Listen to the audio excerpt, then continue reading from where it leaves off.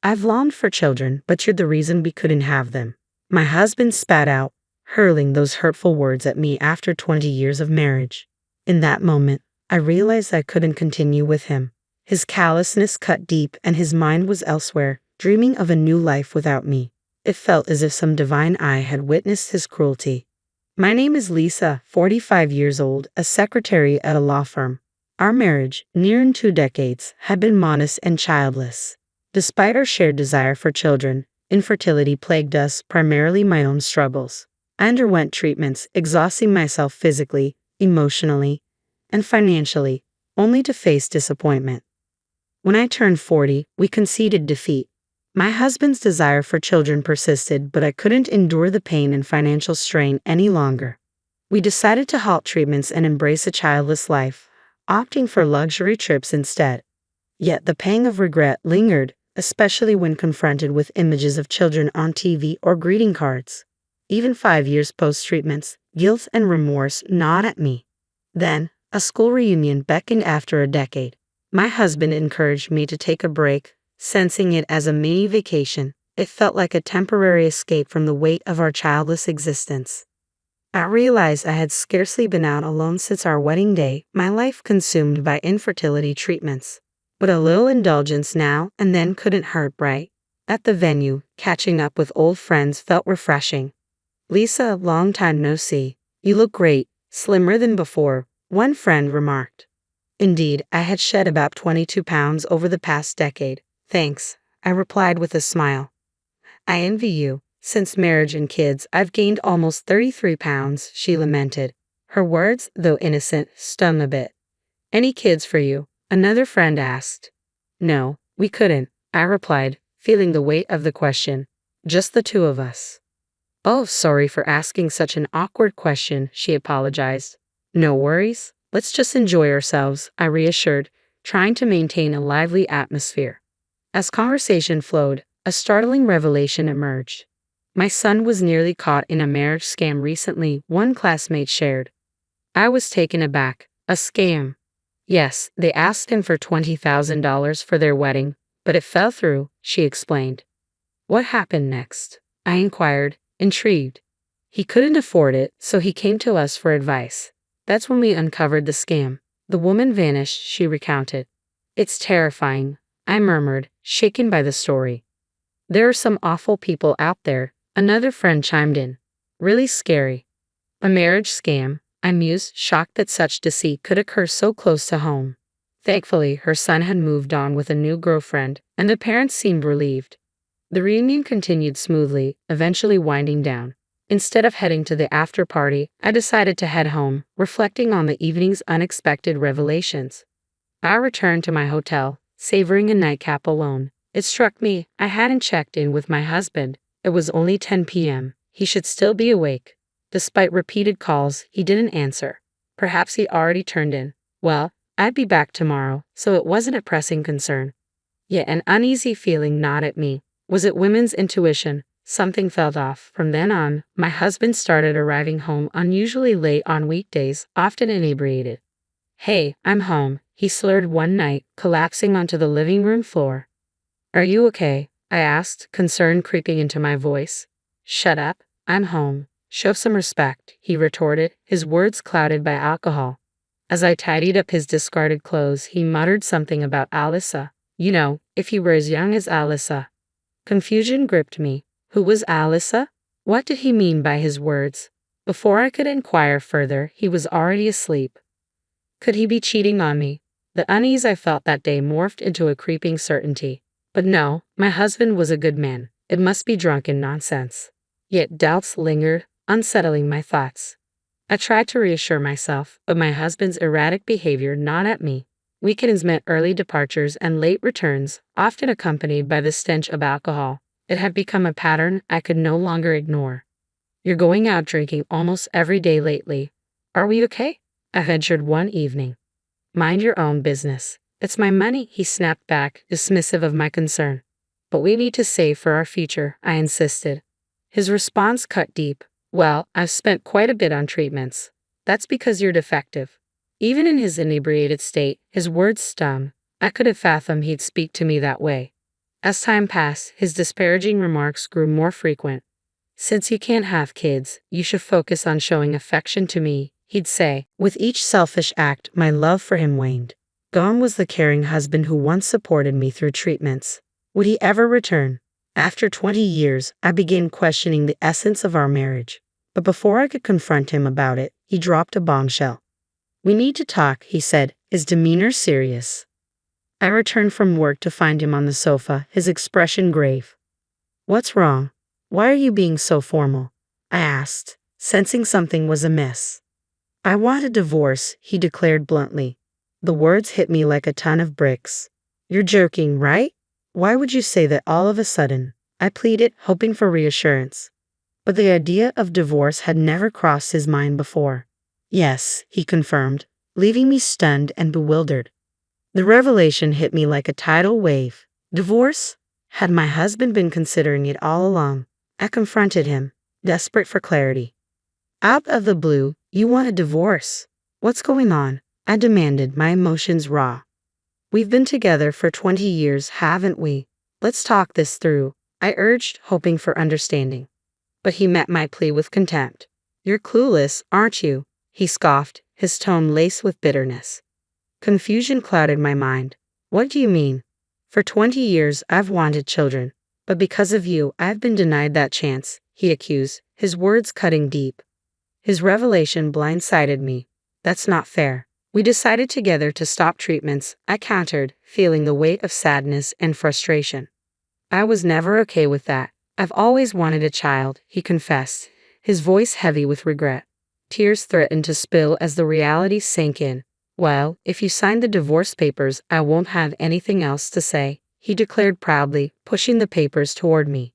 But his next words struck like lightning. "I've already decided to remarry." "Remarry? With a 20-year-old? I gasped, disbelief coursing through me. "That's right. Alyssa," he confirmed, a smug satisfaction in his tone.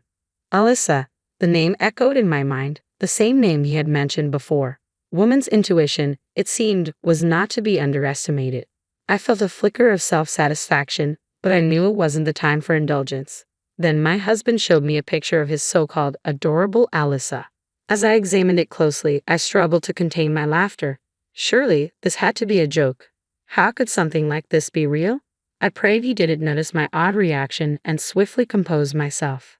"So, you really want a child that badly?" I questioned, masking my incredulity. "Yes, because you can't give birth. There's nothing we can do about that, right? You'll agree to the divorce, won't you?" he pressed, oblivious to my internal turmoil. "I suppose there's no choice," I replied, feigning distress, though secretly his sheer idiocy made the decision easier. With each passing moment, the thought of divorcing him grew more appealing. It felt like divine intervention guiding me toward the right path. With a heavy heart, or so I pretended, I signed the divorce papers and left him behind. I couldn't help but feel a sense of anticipation. Surely, he would regret his actions soon enough. Time would tell. Fast forward a year after the divorce, and I encountered him on my way home from work. His appearance shocked me. "Lisa, please help me," he pleaded, his shabby appearance a stark contrast to the man I once knew. "Excuse me, who are you?" I asked, genuinely not recognizing him. "It's me, Lisa. I need your help," he insisted, desperation evident in his voice. I hesitated, taken aback by his transformation. "Long time no see," I finally managed, unsure of how to react. In that moment, I realized the tables had turned. It was now his turn to seek assistance, and I held all the cards. "Please introduce me to your company's lawyer," he implored, his request a humbling reminder of his downfall. I couldn't just agree to help out of the blue. It seemed my ex-husband was facing financial troubles. I had sensed it from his appearance, but I never imagined he would change so drastically within a year. "If it's your first consultation, it's free. But to hire them, you'll have to pay their fee," I explained, trying to navigate the situation. "I don't have that kind of money. Please help me," he pleaded, desperation evident in his voice. Perplexed by his sudden predicament, I decided to hear him out. We found ourselves in a nearby cafe, where he began to share his story. "Well, actually," he started, but before he could finish, I interjected. "Did that girl Alyssa run off?" I asked, a sudden realization dawning on me. "How did you know?" he responded, surprise evident in his voice. Just as I suspected. When you showed me a picture of a girl named Alyssa, it clicked. She looked exactly like the one who killed a classmate's son at a reunion, I explained, recalling the warning given by the classmate about a woman named Sally, approximately 22 years old. Her age and name are probably fake, of course. The swindler wouldn't use her real name, I added, connecting the dots. Of course you knew about Alyssa, didn't you? He questioned, realization settling in. Well, I guess you could say I knew. But what happened? I inquired, eager to unravel the full story. When I pressed my husband for an explanation, this was the story he offered. About a year ago, he met a woman named Alyssa at a nightclub. My husband, who had always harbored a desire for children, seemed to have shared his thoughts with her. It was during one of these conversations that Alyssa made an astonishing offer. She could bear a child for him.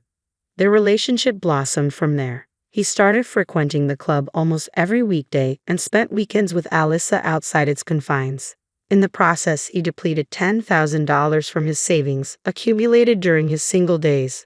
Despite this, Alyssa never demanded lavish gifts or expensive outings. She was content just to share a drink with him at the club. She was different, he insisted. Not like the stereotypical club girls you often hear about. She didn't care about designer goods or jewelry. She was happy as long as I was there with her. He painted Alyssa as hardworking and sincere, emphasizing their agreement not to touch each other's savings from their single days. I thought it was his money and he could use it as he pleased, I admitted, unaware of his extravagant spending. Then my husband revealed the twist in the tale. Alyssa's true colors had emerged. I wanted to get married, but I had debts totaling about $20,000. Then my husband promised to take on Alyssa's debt and transferred the money to her, I recounted, my voice heavy with regret. They moved in together right after our divorce, but Alyssa continued her nighttime work and rarely came home. Eventually, she quit her job at the club and disappeared, taking all the money with her. How could he be so foolish? I lamented, feeling a sense of despair at having been married to such a man for 20 years. Did you make a promissory note? I inquired, hoping for some semblance of responsibility. A what? My husband looked puzzled. You lent her money, didn't you? Didn't you get a note? I pressed, frustration creeping into my tone. We were going to be a couple, so I didn't do such a thing, he admitted. So, you basically gave her the money, is that it? I asked incredulously. In this case, it seems like you donated $20,000 to Alyssa out of goodwill, I concluded, my disappointment palpable. This woman must be a pro, I mused, realizing the extent of her deception. In the case of donations, if the amount exceeds $11,000 in a year, gift tax is imposed. Depending on the case, the receiver might be taxed. So, Alyssa just took $20,000 in cash and vanished, splitting the money into two parts across 2 different years to avoid taxes. The reason my husband thought she was a good girl who never asked for material gifts was because she knew the law well. So, what should I do? I asked, feeling overwhelmed. I don't know. Maybe consult a lawyer. It'll cost you though, he replied, his shoulders slumping in defeat. All my savings from my single days are gone, and the woman I loved ran away from me. I can't go back on my word to the company about remarrying after boasting about getting a younger wife. Isn't that his own doing? I thought, feeling the weight of my husband's pitiful situation. Lisa, it's my fault. Please come back to me, he pleaded. I realized after you were gone, you were the only one who cared about me. I don't need kids anymore. I'll let you do as you like. You must have been lonely too, right? But his misunderstanding persisted. That matter had ended half a year ago in my mind, so I confronted him with reality. You know, it's been a year. What's with this sudden change of heart? Isn't it a little too late now? Lisa, are you going to abandon me? Well, it was you who pushed for our divorce in the first place, remember? I reminded him. You're the only one I can rely on. My ex-husband looked utterly exhausted, and I decided to show him a little mercy. All right then, shall I call up a lawyer friend of mine? Lisa, thank you. I knew I could count on you, he said, tears welling up in his eyes. Mr. Johnson, the lawyer for my company, arrived at the coffee shop. John, over here, I called out, and my ex-husband seemed somewhat perplexed by our overly familiar demeanor. You see, we've been dating for the past 6 months now, I explained. What was it you needed advice on? As I finished speaking, my ex-husband looked as if he was in a daze. No, well, I think that'll be it for today, he muttered. suddenly snapping back to reality and hurriedly leaving the coffee shop. In the end, he couldn't afford to hire a lawyer and resigned himself to his fate. Rumor had it that his company was abuzz with talk of his unfortunate situation, left by his soon-to-be wife and ignored by his ex-wife. As Mr. Johnson and I spoke later, I confessed the truth about the charade. "I'm sorry for involving you in all this, I apologize." "No worries, Lisa. I'm glad I could be of help," he reassured me. "By the way, do you have any plans after this?" Caught off guard by the unexpected turn of events, I was a little flustered, but a fresh start in my mid-40s didn't seem like such a bad beginning. "Yes, I'd love to," I agreed, certain that a fun-filled future was awaiting me. I couldn't shake off this feeling of excitement. The call came during my morning coffee ritual, right as I was settling into my home office with my third espresso. The realtor's voice bubbled with enthusiasm that made my stomach turn. "Ms. Richards, I wanted to personally congratulate you on your offer being accepted. The sellers were particularly impressed with your letter about making their historic mansion your forever home." I gripped my mug tighter, coffee sloshing over the rim. "I'm sorry, what mansion? The Wellington estate? The $6 million property you toured last week?" Her voice wavered. You are Samantha Richards, correct?" "I am, but I never—" The words died in my throat as my laptop pinged with a new email. Subject line, Purchase Agreement, 47 Wellington Drive. My hands trembled as I opened the attachment. There it was in black and white. My name, my social security number, my signature. A signature I'd never made. "I need to call you back," I managed, ending the call before she could respond. 3 more emails flooded in rapid succession. A mortgage approval, insurance quotes, a moving company confirmation. All under my name, all perfectly forged. I knew that precise, elegant handwriting. I'd admired it for years in birthday cards, coffee shop notes, shared grocery lists. Vivienne, my best friend's betrayal hit like a physical blow. The room tilted sideways as my mind raced through 1,000 little moments. Her casual questions about my finances, her increasing interest in my personal documents when she'd stay over, the way she'd insisted on handling the mail when I was sick last month. My phone buzzed. A text from Vivienne herself. "Lunch today? That new place on 4th you mentioned?" My fingers hovered over the screen. The casual normalcy of her message made me want to scream. Instead, I typed, "Can't today, dealing with some interesting calls about property I supposedly bought." 3 dots appeared immediately. Disappeared. Reappeared. Finally. "Oh God, Sam, I can explain everything." The coffee I'd drunk curdled in my stomach. I'd known Vivienne for 12 years, held her hand through her divorce, celebrated every career win, trusted her with every secret, every fear, every dream I'd ever had. My phone rang again, the bank this time.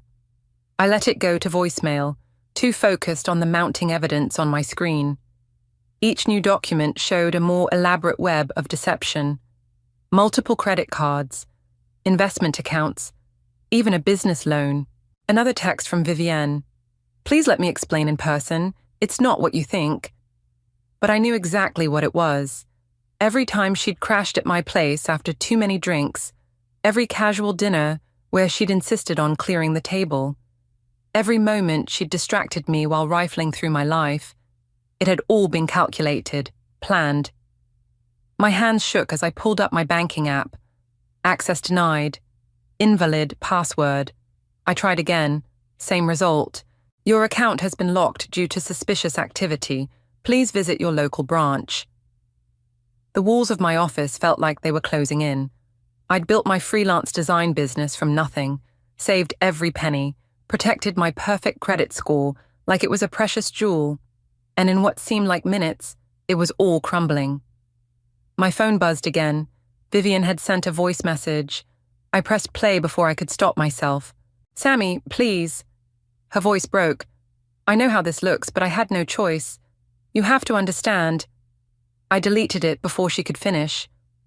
Another email notification popped up, this one from Ryder, Vivienne's husband. "Hey Sam, V's really upset about something but won't tell me what's wrong. Have you two had a fight?" Sweet, oblivious Ryder. Did he know his wife was a con artist? Was he part of it?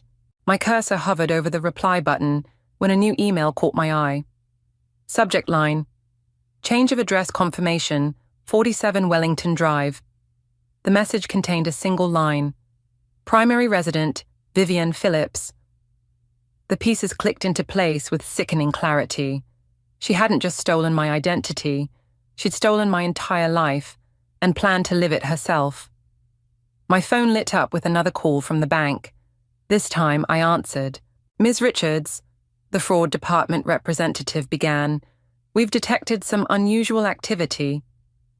Let me guess, I cut in, my voice steadier than I felt. Someone's trying to transfer my entire life savings. A pause.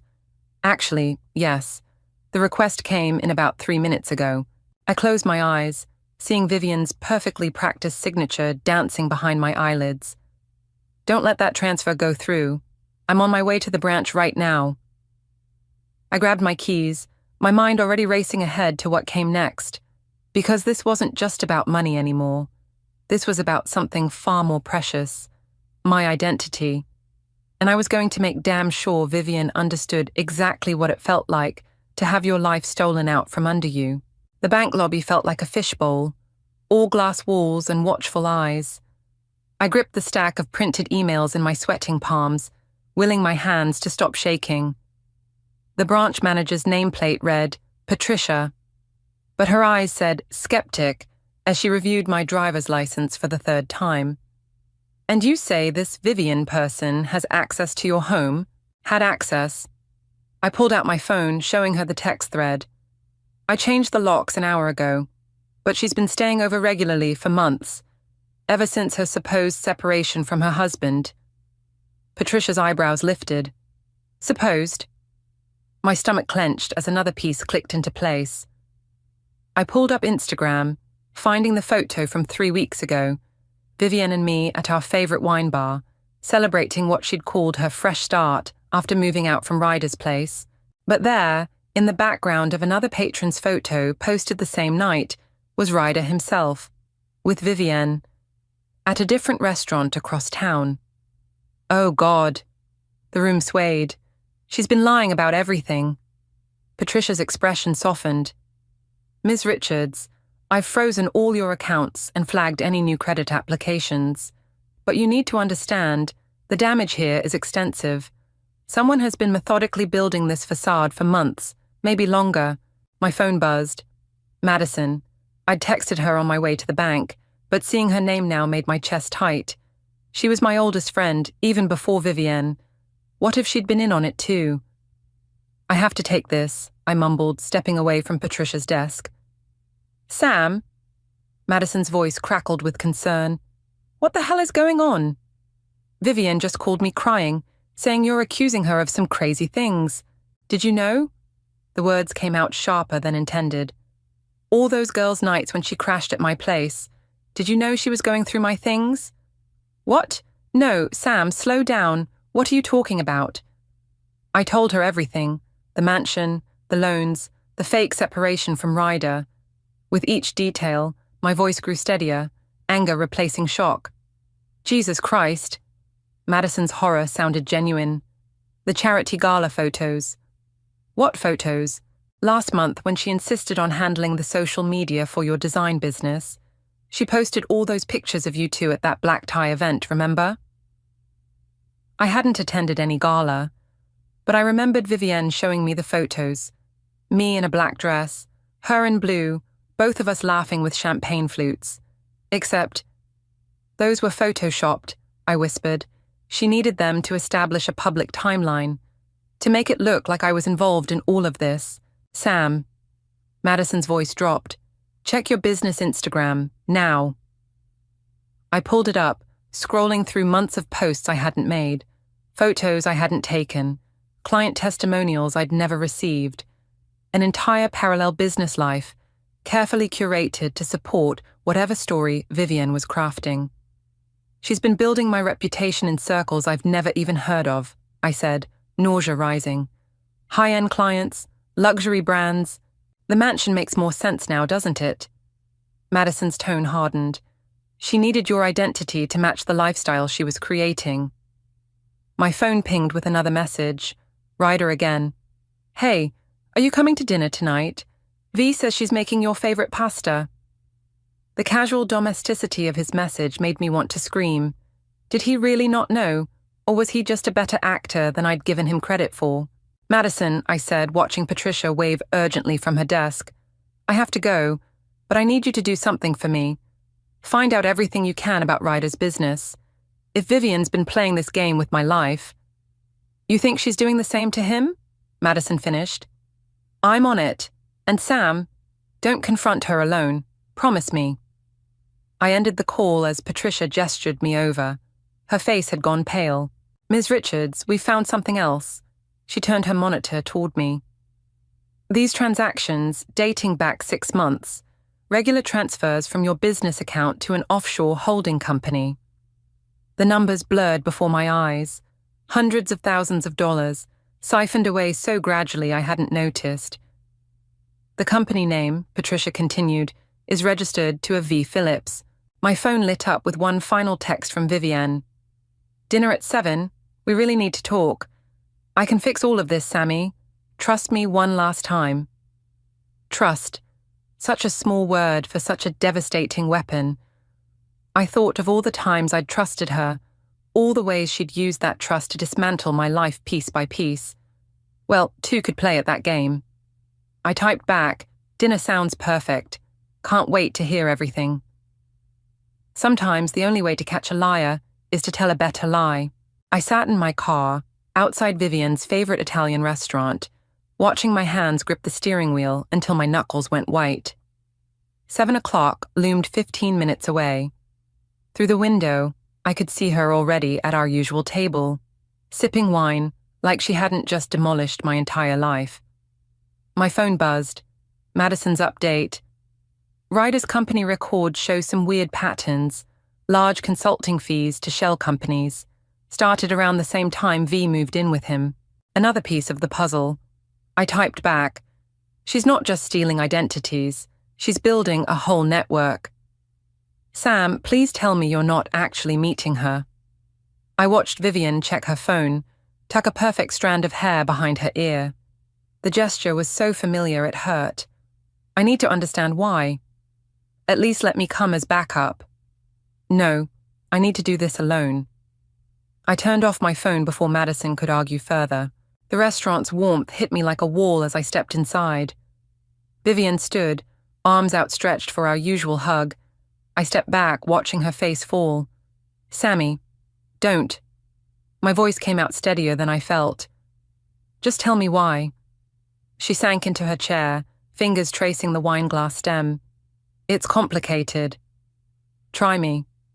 I needed... She paused, choosing her words carefully. I needed to become someone better. Someone like you. I laughed, the sound harsh even to my own ears. So you decided to become me? You don't understand. Your life, your business, your reputation. You make it all look so effortless. I just wanted to steal it. I pulled out my phone, showing her the offshore account details. To drain my accounts, to take over my identity. Her face went still. Something shifted behind her eyes, the mask slipping. You weren't supposed to find out so soon. That's your response? Not I'm sorry or I'll fix this, but you weren't supposed to know yet. A waiter approached. Vivian ordered another wine with perfect poise. I ordered nothing. The mansion closes next week, she said after he left. I can explain everything to Ryder then. Make it right. Make it right? The words tasted like ash. You've been lying to him too. Those consulting fees from his company. Her head snapped up. How did you... I have friends too, Vivian. Real ones. Something dangerous flashed across her face. Be careful, Sammy. You're not the only one with things to lose. The threat hung between us like smoke. I thought of the photos she'd doctored, the social media presence she'd crafted in my name. How easy it would be for her to destroy my reputation with a few strategic posts. Why the elaborate scheme? I asked, buying time. Why not just... I don't know. Ask for help? She laughed, the sound genuine enough to send chills down my spine. Help? Like you helped Gavin? The name hit me like a physical blow. Gavin, my ex, the one who'd chosen his addiction over our relationship, the one I'd tried to save until it nearly destroyed me. That was different. Was it? Vivian leaned forward. You tried to fix him, control him, mold him into what you thought he should be. Sound familiar? My hands shook under the table. I was trying to save someone I loved, and I'm trying to save myself. She took another sip of wine. We're not so different, you and I. We both want to shape the world to fit our vision. I'm just better at it. The waiter returned. Vivian ordered her usual pasta, with the practiced ease of someone who belonged, who had always belonged. Here's what's going to happen, she said once he left. You're going to go home and forget about the mansion, the accounts, all of it. In return, I won't have to show everyone the real Samantha Richards. The real me? She pulled out her phone, turned it to show me emails I'd never seen, conversations I'd never had, business dealings that walked the line of legality, all apparently in my name. Amazing what you can create with the right passwords and a little imagination. Her smile was almost gentle. So what's it going to be, Sammy? Your reputation or your revenge? I stood up, my chair scraping against the floor. You know what the difference is between us, Vivienne. When I tried to save Gavin, I was trying to keep him alive. You're just trying to steal a life you were too lazy to build yourself. Her smile froze. For a moment I saw something crack in her perfect facade. Not guilt or shame, but pure, cold fury. 3 days, she said, to decide if you want to play nice. I walked out of the restaurant on legs that barely held me. In my car, I finally let out the breath I'd been holding and pulled out my phone. A text from an unknown number waited. Heard you're looking into V. I have information you need. Meet tomorrow. The sender's profile picture showed a familiar face. Scarlett, Ryder's sister. Maybe I wasn't as alone in this as Vivian thought. The coffee shop Scarlett chose was deliberately far from her brother's usual haunts. I spotted her in the corner, red hair hidden under a baseball cap, shoulders hunched over her laptop. She looked nothing like the polished Instagram photos from Ryder's family gatherings. You're not what I expected, she said as I sat down. Let me guess. Vivian's version of me is different. Scarlett's mouth twisted. According to her, you're an unstable ex-business partner having a mental breakdown. She's got Ryder convinced you're dangerous. My coffee turned bitter in my mouth. And you don't believe her? I've been tracking her lies for months. Scarlett turned her laptop toward me. Look at these dates. The screen showed bank statements, property records, business filings, a tangled web with Vivian at the center. But something else caught my eye. These go back 3 years, I said. Before she even met Ryder. Before she met any of us. Scarlett's voice hardened. Her real name isn't even Vivian Phillips. It's... A chair scraped nearby. We both jumped as Madison slid into the seat between us. Sorry I'm late, she said, ignoring my glare. Traffic was hell. I told you not to come, I hissed, and I told you not to face this alone. Madison turned to Scarlett. So, what do we know? Scarlett glanced between us before continuing. She's done this before. Different names, different cities. She finds successful women, studies them, becomes them, then drains everything they have. But why me? The question had been burning since this started. I'm not exactly wealthy. It's not about money this time. Scarlett pulled up another document. Look at the pattern. Each woman she targeted was more established than the last. Better connected. She's building something bigger. Madison leaned forward. The charity gala photos. Exactly. Scarlett nodded. She's using Sam's reputation to access circles she couldn't reach before. The mansion, the fake business deals. It's all about making connections. My phone buzzed. Ryder. We need to talk. V told me everything. How could you do this to her? She's moving faster now, I said, showing them the message. She knows we're on to her. She's not the only one moving faster. Madison pulled out her own phone. remember that private investigator friend I mentioned? He found something interesting about Vivian's past. Before she could continue, the coffee shop door chimed. Ryder walked in, scanning the room with purpose. Down, Scarlett hissed, grabbing her laptop. We ducked behind our menus as her brother passed our table. That was close, Madison whispered once he'd ordered and taken a seat by the window. We should go. Wait. I watched Ryder pull out his phone, his face troubled as he typed. Look at him. He's worried but not angry. Whatever Vivian told him, part of him doubts it. Sam, no. Madison grabbed my arm. Don't. But I was already standing, walking toward him, before I could second-guess myself. His eyes widened as I approached. Can we talk? I kept my voice low. Just for a minute? He glanced at his phone, then back at me. V says you're having some kind of breakdown, that you're making up stories about her. Does that sound like me, Ryder? In all the years you've known me? Uncertainty flickered across his face. She showed me emails. Things she wrote in my name. I sat down across from him. Just like the consulting fees she's been charging your company. His coffee cup froze halfway to his mouth. What fees? Check your corporate accounts. Look for payments to shell companies starting 3 months ago, right after she moved in. This is crazy. But he was already pulling up his banking app. I watched the color drain from his face as he scrolled. She's not who you think she is, I said gently. She's not who any of us thought she was. His phone lit up with Vivian's face. He stared at it, finger hovering over the answer button. Whatever she's told you about me, I continued, standing up, ask yourself why she waited until now to say it, and maybe ask your sister what she knows. I walked away before he could respond, rejoining Madison and Scarlett.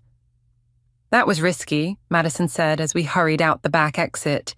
But necessary, Scarlett added, checking her phone. Ryder just texted me. He wants to meet, alone. My own phone buzzed. Vivian again. You just couldn't help yourself, could you? Fine. Let's see how you handle this. Seconds later, notifications started flooding in. Social media alerts, email warnings, text messages from clients. She was making her move. She's posting those fake emails, I said, watching my carefully built reputation crumble in real time. She's burning everything down. No, Madison corrected, her face grim, as she showed me her PI friend's message. She's forcing your hand, because now we know what she's really after, and it's bigger than just you or Ryder. The message contained a single photo, Vivienne, under a different name, standing next to one of the city's most powerful tech CEOs. This wasn't just about stealing my life, it was about using it as a stepping stone to something much more dangerous. My apartment felt like a crime scene. Every surface reminded me of Vivienne, the throw pillows she'd helped choose, the wine glasses we'd used for countless girls' nights. The framed photos I now knew were part of her long con. I was packing them all away when the knock came. I froze, heart pounding, but it was Gavin's voice that called through the door. Sam, you in there? Of course. Vivian would have contacted him too.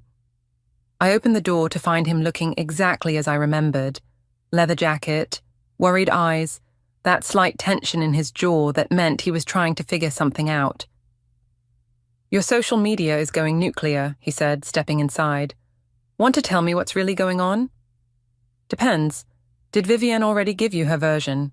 He pulled out his phone, showing me a rambling message. According to this, you're having some sort of psychological break, accusing her of elaborate conspiracies. And you don't believe her. I know what a psychological break looks like, Sam. I lived one, remember? His smile was sad. This isn't it. I sank onto my couch, suddenly exhausted. She's destroying everything, Gav. My business, my reputation, my whole life. Yeah, about that. He sat beside me, pulling up something on his phone. Remember that tech startup I've been consulting for? The one looking to go public? I nodded, not seeing the connection. Their CEO had a meeting last week with someone claiming to be you, offering to handle their entire rebranding. My stomach dropped. Let me guess. The meeting was set up by Vivienne? Through a series of very impressive connections, yes. The contract would have been worth millions. He paused. The CEO's name is James Morton. The name hit me like a thunderbolt. The same James Morton from the photo. What photo? I showed him Madison's PI findings. Gavin's expression darkened.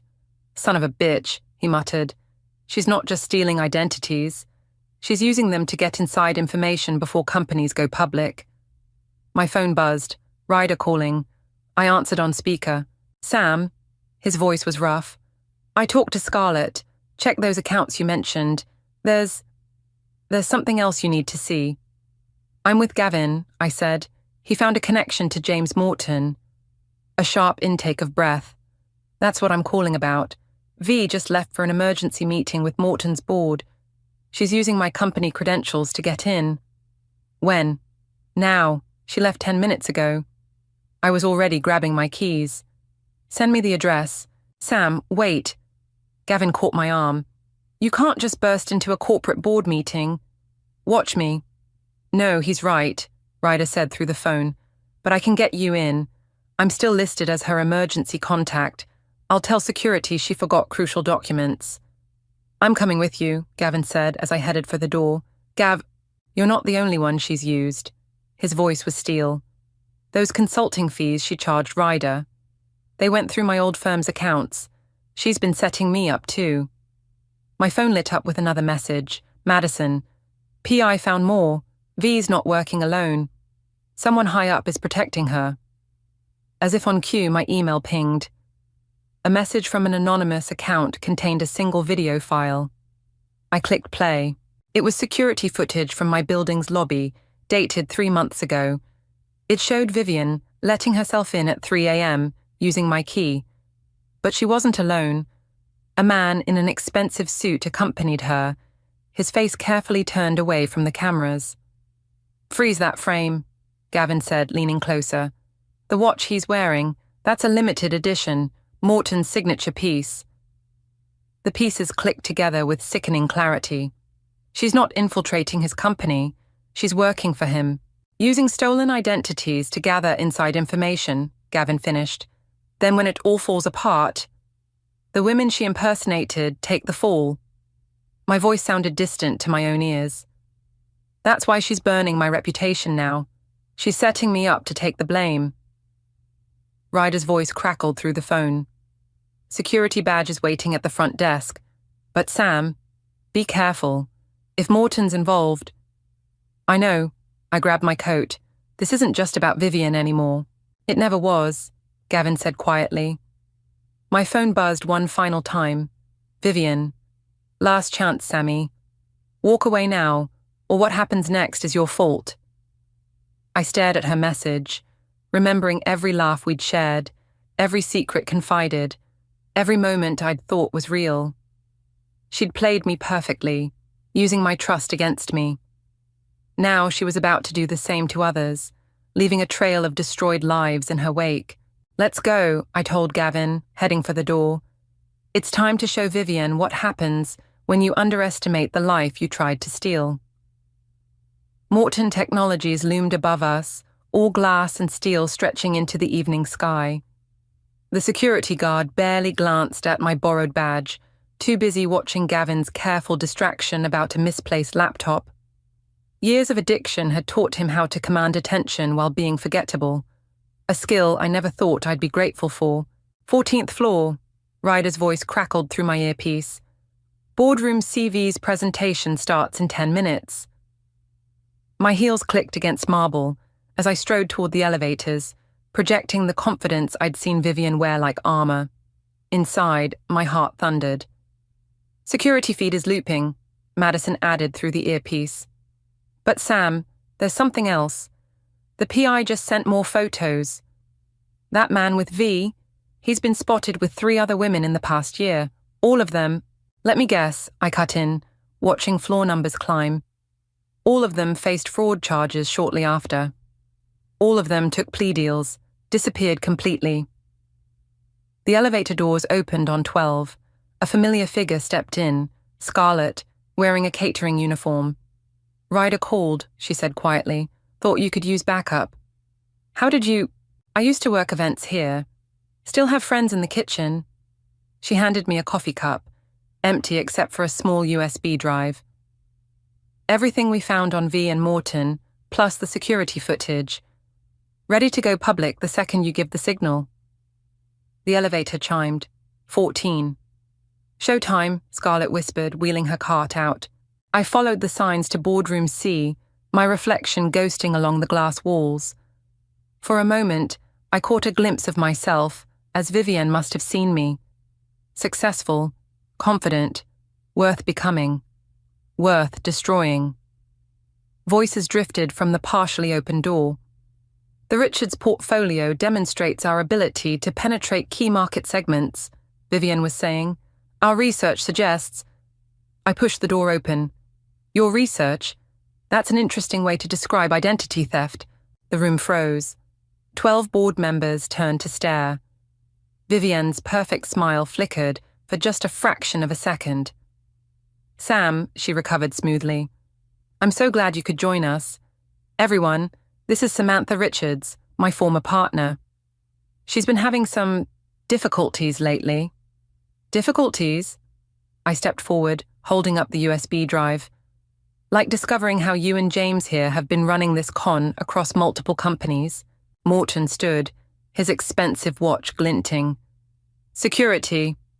"Won't come," Scarlett called from the doorway. "They're a bit busy with a situation in the lobby. Something about suspicious trading activity reports?" Vivienne's mask cracked. Real fear flashed across her face. "It's over," I said quietly. "The evidence is already backing up to multiple servers. Every identity you've stolen, every life you've ruined." "Ruined?" Vivienne laughed, the sound brittle. "I made them better, just like I made you better. Who was calling about the Wellington mansion before I stepped in? Which luxury brands were fighting for your designs? Those weren't my designs. They weren't my life. They could have been." She stepped closer, her voice dropping. "We could still make this work, Sammy. Think about it. Your talent, my connections. We'd be unstoppable." For a moment I saw it. The seductive ease of letting Vivienne craft a perfect life, of riding her wave of carefully constructed success. No more struggling for clients, no more second-guessing every decision. "Ms. Richards," Morton cut in smoothly, "perhaps we should discuss this privately. I'm sure we can come to an arrangement that benefits everyone." The board members shifted uncomfortably. One reached for his phone. "An arrangement?" I turned to them. "Like the ones you made with Catherine Wells, Maria Delgado, Sarah Foster, all those women who mysteriously faced federal charges after meeting with you?" Morton's practiced smile vanished. "That's enough." "No," Vivienne snapped, surprising everyone. "It's not enough. It's never enough for her. Little Sammy, always so righteous, so determined to do things the hard way." She grabbed my arm, fingers digging in. "You want to know why I chose you? Because you were safe, predictable, so desperate to believe in people that you never saw the knife coming." "V," Morton warned, "don't. You think this is about stealing your life?" She laughed again, harder. "I could have taken anyone's identity.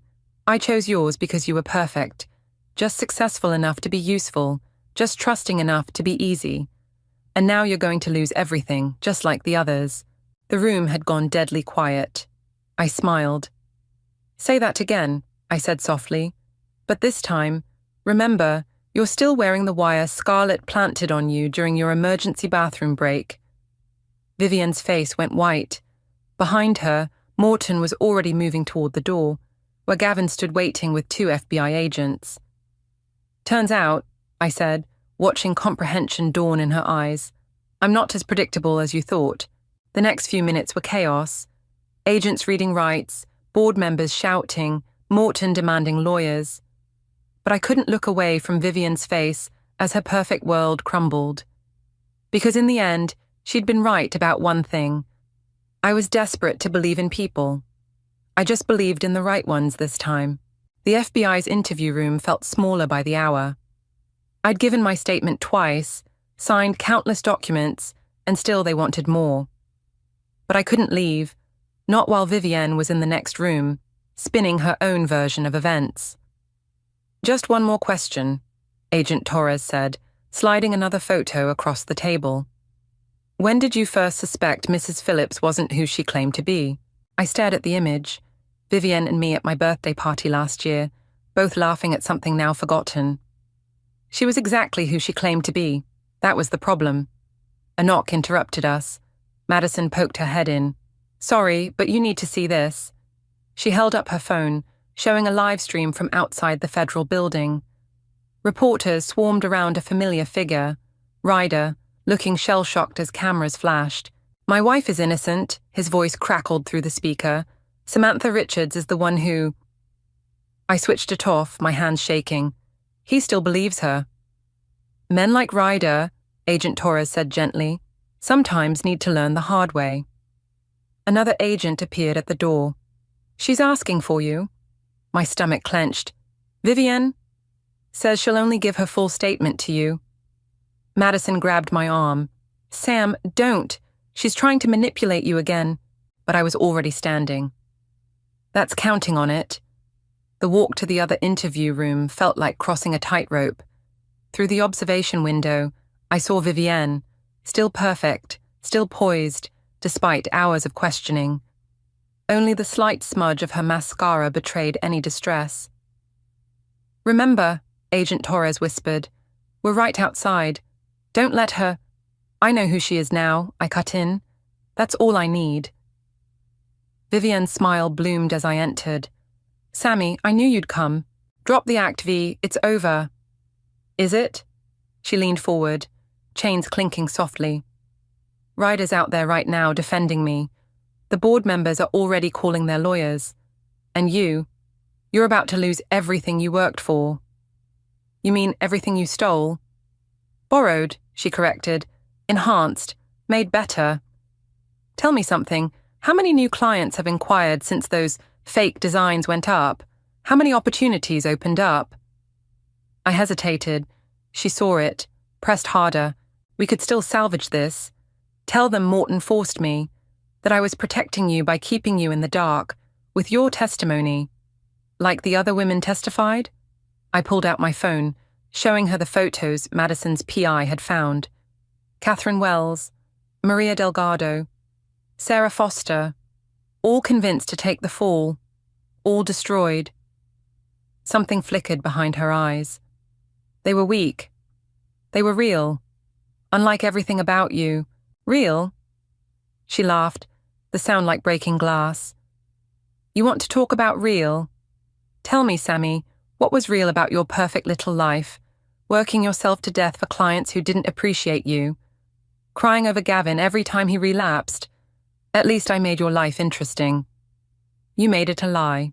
I made it better." She surged forward, mask finally cracking. "Everything I did, every identity I borrowed, I improved them. Gave them the success they were too scared to grab for themselves, just like I did for you." "No." I met her eyes steadily. "You didn't improve my life, Vivienne. You just showed me who I really want to be." Confusion crossed her face. "Someone who trusts even after betrayal," I continued. "Someone who builds things instead of stealing them. Someone real. Real gets you nothing," she spat. "Real gets you left behind." "Really? Because from where I'm sitting, real got me a team of friends who helped take you down. Real got me the strength to face you. Real got me here while you're wearing handcuffs." Her composure shattered completely. "You think you've won? By tomorrow, every news outlet will have evidence of your fraud. Your clients will run. Your reputation will survive," I cut in. "Because unlike you, I actually did the work. Built the relationships, earned the trust. Everything you stole. I lived it." I stood, watching her perfect facade crumble into desperate fury. "Goodbye, Vivienne, or whatever your real name is." "Sam," she called as I reached the door. "You're making a mistake. I'm the best friend you've ever had." I turned back one last time. "No, you're just the best lesson." Outside, Madison waited with Gavin and Scarlett. Through the window, we watched Vivien's mask finally dissolve into raw, ugly rage. "You okay?" Madison asked softly. I took a deep breath, feeling lighter than I had in months. "I am now." My phone buzzed, a text from Ryder. "Just saw the evidence, I'm so sorry. Can we talk?" "What are you going to tell him?" Gavin asked, reading over my shoulder. I smiled, thinking of all the real conversations ahead, all the genuine connections waiting to be built. "The truth," I said. "It's the one thing Vivien never understood the power of." The Wellington estate looked different in the morning light, no longer a symbol of Vivien's deception, but something else entirely. I stood at the iron gates, watching the real estate agent's car approach. "Ms. Richards," she looked nervous. "After everything in the news, I wasn't sure you'd come. Neither was I." I followed her up the winding driveway. But something about this place wouldn't let me go. Inside, sunlight streamed through tall windows, illuminating spaces Vivien had planned to fill with her stolen life. My stolen life. But standing here now, I saw something she hadn't. Potential. My phone buzzed. "Madison, court just released the asset freeze. Your accounts are yours again." Another text followed immediately. "Please tell me you're not actually considering it." I smiled, remembering our conversation last night. The idea had seemed crazy then too, but the more I thought about it, the more right it felt. The agent cleared her throat. "The sellers were horrified about the previous situation. They've authorized me to offer a significant discount given the circumstances." "How significant?" She named a figure that made my breath catch. Less than half what Vivien had arranged. Still steep, but with my newly unfrozen accounts, my legitimate business revenues, and the advance from the book deal Madison had negotiated. "There's something else you should know," the agent added. "Another interested party toured yesterday. They're prepared to make an offer." "Let me guess, James Morton's wife?" The agent's eyes widened. "How did you—" "Because some people never learn." I pulled out my phone, showing her the message I'd received that morning from Agent Torres. Morton's wife had visited him in custody, then immediately begun moving assets, starting the cycle again. "I'll need to see the basement," I said. The agent blinked. "The basement? Where else would you put a design studio?" Understanding dawned on her face. "You're not just buying it to live in. This house represents everything Vivien tried to steal." I ran my hand along the solid wooden banister. She saw it as a trophy. I see it as a foundation. My phone lit up again. "Ryder, just finished at the FBI. Everything you said about V's previous identities checked out. I was such a fool." "You weren't a fool," I typed back. "You just loved someone who didn't exist." His response came quickly. "Like you did." "No," I replied. "I loved the idea of someone. You loved a performance. There's a difference." The agent led me through the rest of the house, rooms Vivien had planned to fill with artificial perfection, but I saw something different. Workshop spaces for aspiring designers, meeting rooms for clients who needed genuine collaboration, not empty promises. A place where real things could grow. My phone buzzed one final time. An email from the prison where they held Vivien. Subject line: "I understand now." I almost deleted it unread, but something made me open it. "Dear Sammy, they're transferring me tomorrow. Before I go, I needed you to know, I chose you because you were everything I couldn't be. Genuine, trusted, real. I thought wearing your life would make me those things too. I was wrong. Don't waste your time replying. Just be better than I was. V. Ms. Richards." The agent touched my arm. "Should I prepare the paperwork?" Through the window, I watched Scarlett's car pull up. She'd offered to help plan the studio space, turning her event planning skills towards something constructive. Behind her, Madison's car arrived. My friend who'd never stopped believing in me, even when I doubted myself. Gavin would come later with his construction contacts, ready to help transform this space of deception into something authentic. Even Ryder had offered his business expertise, seeking redemption through honest work. "Ms. Richards," the agent prompted again. I took one last look around, at the house Vivian had tried to claim, at the life she'd tried to steal, at all the real possibilities she'd never understood. Yes, I said finally, but not as a private residence.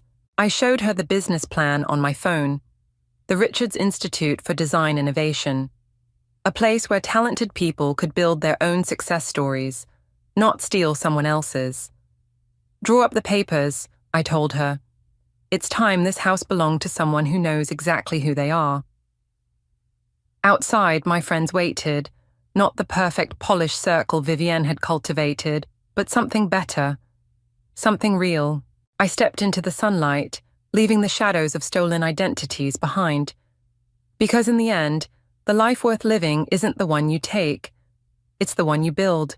The crystal champagne flute trembles in my hand as I force myself to smile. Around me, the private dining room of Le Petit Jardin sparkles with old money and older grudges. But I'm focused on the birthday card that just shattered my world. The one that says Gold Digger in elegant gold foil script.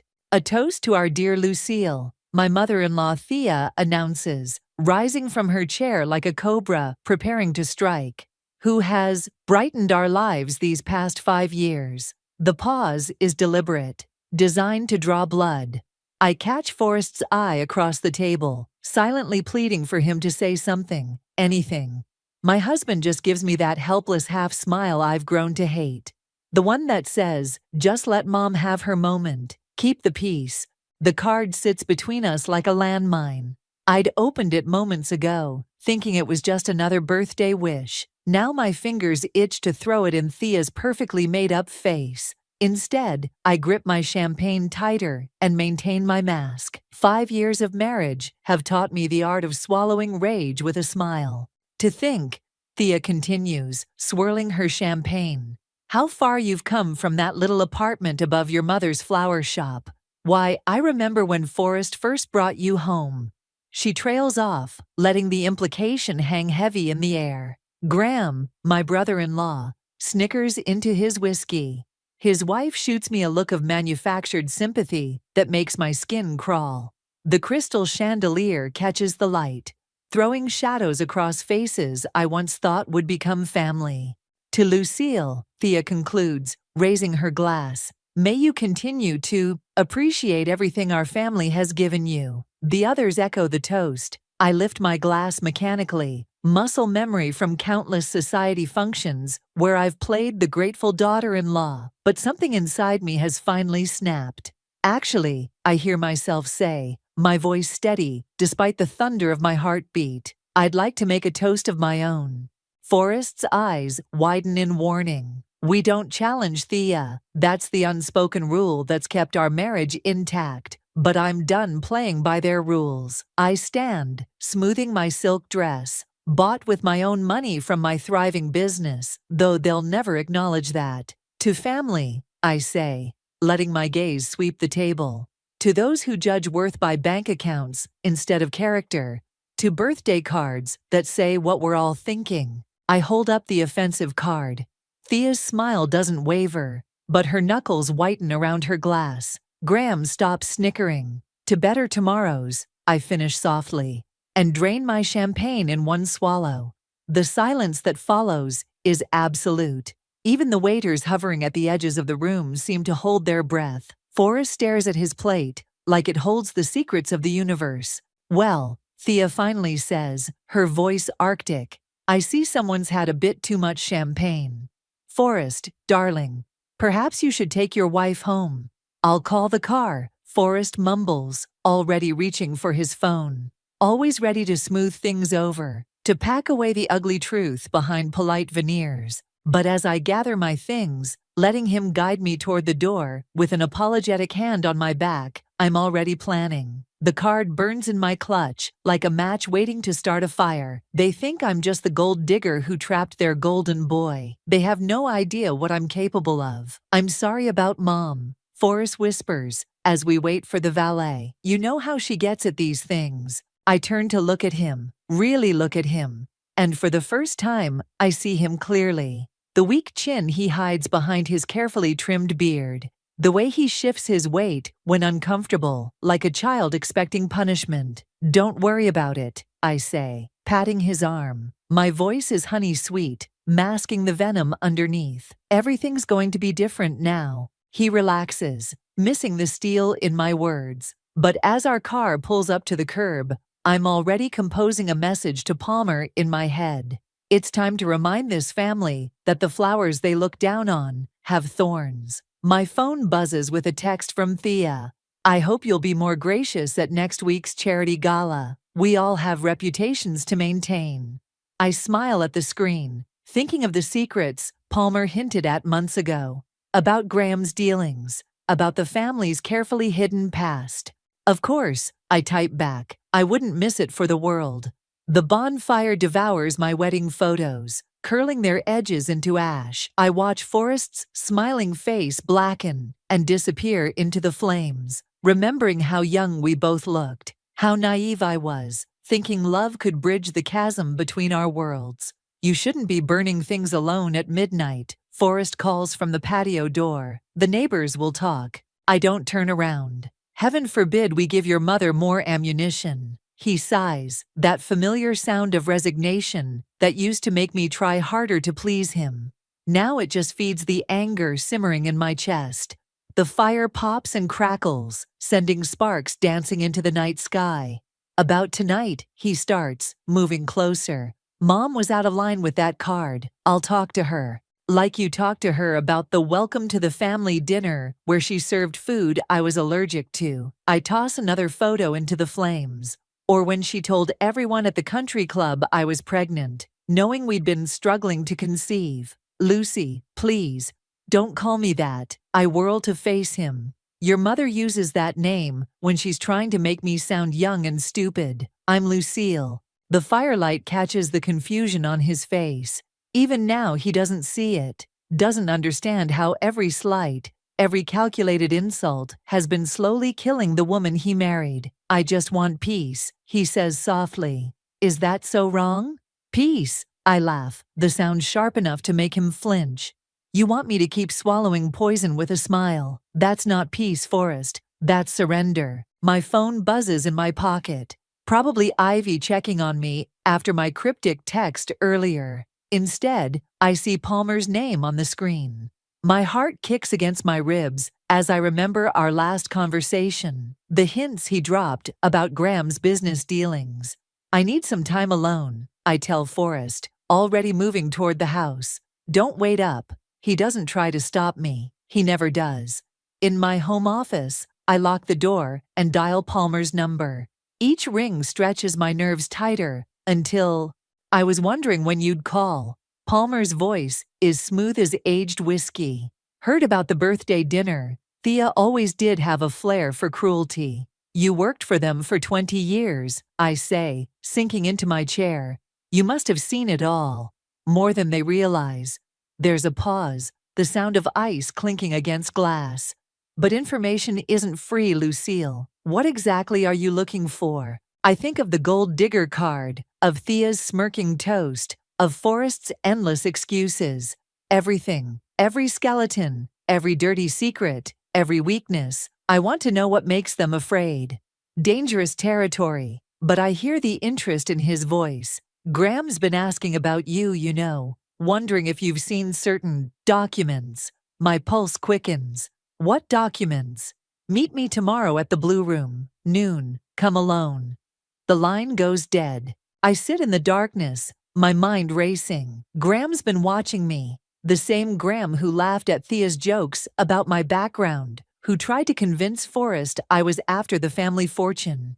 My phone buzzes again. Ivy this time. Her message makes my blood freeze. Need to talk. Found something in the business accounts. Something bad. The cursor blinks as I try to respond. Ivy and I built our consulting firm from nothing, proving everyone wrong about the silly girls playing at business. She's my best friend, my partner, my anchor when the Addams family storms get rough. But what she found, could it be connected to what Palmer knows? To Graham's sudden interest? A soft knock at my door makes me jump. Lucille, Forrest's voice is muffled. Mom called. She wants to apologize, says she has a peace offering. I stare at my reflection in the dark window, seeing the ghost of that hopeful bride from the burning photos, the woman who thought she could earn their respect, their love. What a fool she was. Tell her I'll think about it, I call back, already knowing my answer. But Thea's peace offerings always come with strings, and I need her to think I'm still dancing to her tune. I text Ivy back, meeting tomorrow, don't show anyone what you found. Then I open my laptop and pull up the file I've been building for months, the one labeled Family History. Palmer's not the only one who's been collecting secrets. Tomorrow I'll start pulling threads, and this carefully constructed facade of family loyalty will unravel one strand at a time. My phone lights up with Thea's number. I let it ring, watching the flames through my window as they consume the last of my wedding photos. Autumn leaves skitter across the pavement as I wait for Ivy outside our office. The morning air bites at my cheeks, but the chill isn't what's making me shiver. Palmer's revelations at the Blue Room still echo in my head, making my carefully laid plans feel suddenly fragile. You look like you've seen a ghost, Ivy says, appearing beside me with 2 coffee cups. She hands me one, studying my face with the focused concern that's gotten me through countless crises. Spill. I glance around the empty street. Not here, inside. In our office, surrounded by the business we built together, I should feel safer. Instead, the familiar space feels exposed. I check my phone. 3 missed calls from Forrest, 1 text from Palmer. Graham's moving faster than expected. Watch your back. Okay. Ivy sets down her coffee. What did you find in the accounts that scared you? It's not what I found. I pull out the USB drive Palmer gave me. It's what Graham's been hiding. The family's been laundering money through shell companies, Ivy. And some of those transactions, I swallow hard. They've been running through our firm. Her face goes pale. That's impossible. I check every client, every transaction. Graham's good at hiding things. I plug in the drive, pulling up documents that make my stomach turn. He's been using our reputation as cover. That's why he pushed so hard to get us that contract with Adams Industries. Son of a bitch. Ivy's hands shake as she scrolls through the evidence. This could destroy everything we've built. Why didn't you tell me sooner? The hurt in her voice cuts deep. I needed proof first, and I hesitate. I needed to know you weren't involved. She recoils like I've slapped her. You thought I might be working with them. Thea's been getting to everyone lately, making offers, dropping hints about expanding the business. The words taste bitter. I didn't know who to trust. You should have trusted me. Ivy stands, pacing our small conference room. We built this company on transparency, Lucille, on being better than the corporate sharks who tried to eat us alive. I know. Guilt mingles with the anger that's been my constant companion. But this is my chance to finally fight back, to show them they can't. This isn't just about your vendetta anymore. Ivy spins to face me. This is our company, our employees' livelihoods. What happens to them when this blows up? Before I can answer, my phone buzzes. Graham's name flashes on the screen. Don't, Ivy warns, but I'm already answering. Hello, sister dear. His voice oozes false warmth. We missed you at breakfast this morning. Mother was quite concerned. I'm sure she was. I keep my voice neutral, meeting Ivy's worried gaze. I've been busy with work. Yes, work. He chuckles. Funny thing about that, I was just reviewing some contracts and noticed some irregularities. Perhaps we should discuss them over dinner. My heart pounds, but years of dealing with Thea have taught me to keep my voice steady. Actually, I'm meeting Palmer for dinner. He's been quite helpful lately. The silence that follows tells me the shot landed. Palmer, Graham finally says, all pretense of warmth gone. I wouldn't trust everything our former CFO says. He left the company under complicated circumstances. Didn't we all? I hang up before he can respond.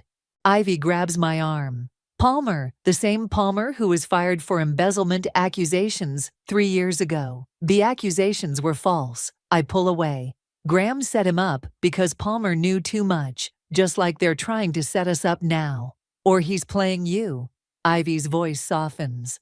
Lucille, I know you want justice, but Palmer's not exactly a reliable ally. She's right, and that terrifies me. But the weight of the gold digger card, of every dismissive look and cutting remark, presses down on my chest. I have to do something. Ivy corrects, squeezing my hand. We have to do something, but we do it smart, and we do it clean. No more secrets between us. I nod, throat tight with emotion I can't afford right now. My phone buzzes again. A text from Palmer. Graham's called an emergency board meeting. Tomorrow morning. What do we do? I whisper, hating how vulnerable I sound. Ivy's jaw sets in that familiar way that means she's shifting into battle mode. First, we protect our people. Then, she pulls up our client list. We start digging. If Graham's been using our firm, there have to be traces. I watch her work, feeling the ground shift under my feet. This isn't just about my revenge anymore. It's about protecting what we've built, what we've earned. And suddenly, I'm terrified that in my quest to destroy the Addams family, I might destroy everything else I love too. My phone lights up with another text, from Thea this time. Family dinner tonight, non-negotiable. We need to discuss your future with the company. The threat isn't even subtle anymore. The bar's dim lighting can't hide Graham's smirk as he slides into the booth across from me. My fingers tighten around my glass, but I keep my face neutral. 5 hours until Thea's mandatory family dinner, and here I am playing chess with her favorite snake. I have to admit, Graham says, loosening his tie, I didn't expect you to suggest meeting. Finally ready to be reasonable. Reasonable?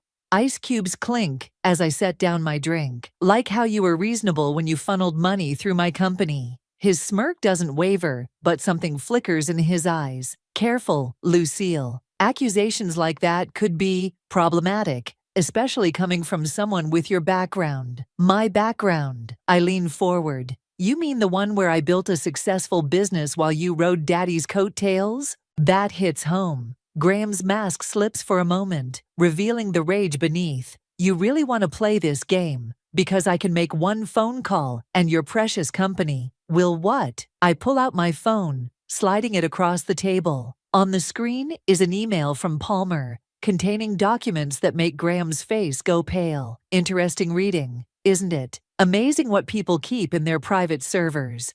Palmer, he spits the name like poison. That drunk couldn't find the proof that you set him up, that you've been embezzling for years. I smile, channeling Thea's Arctic sweetness.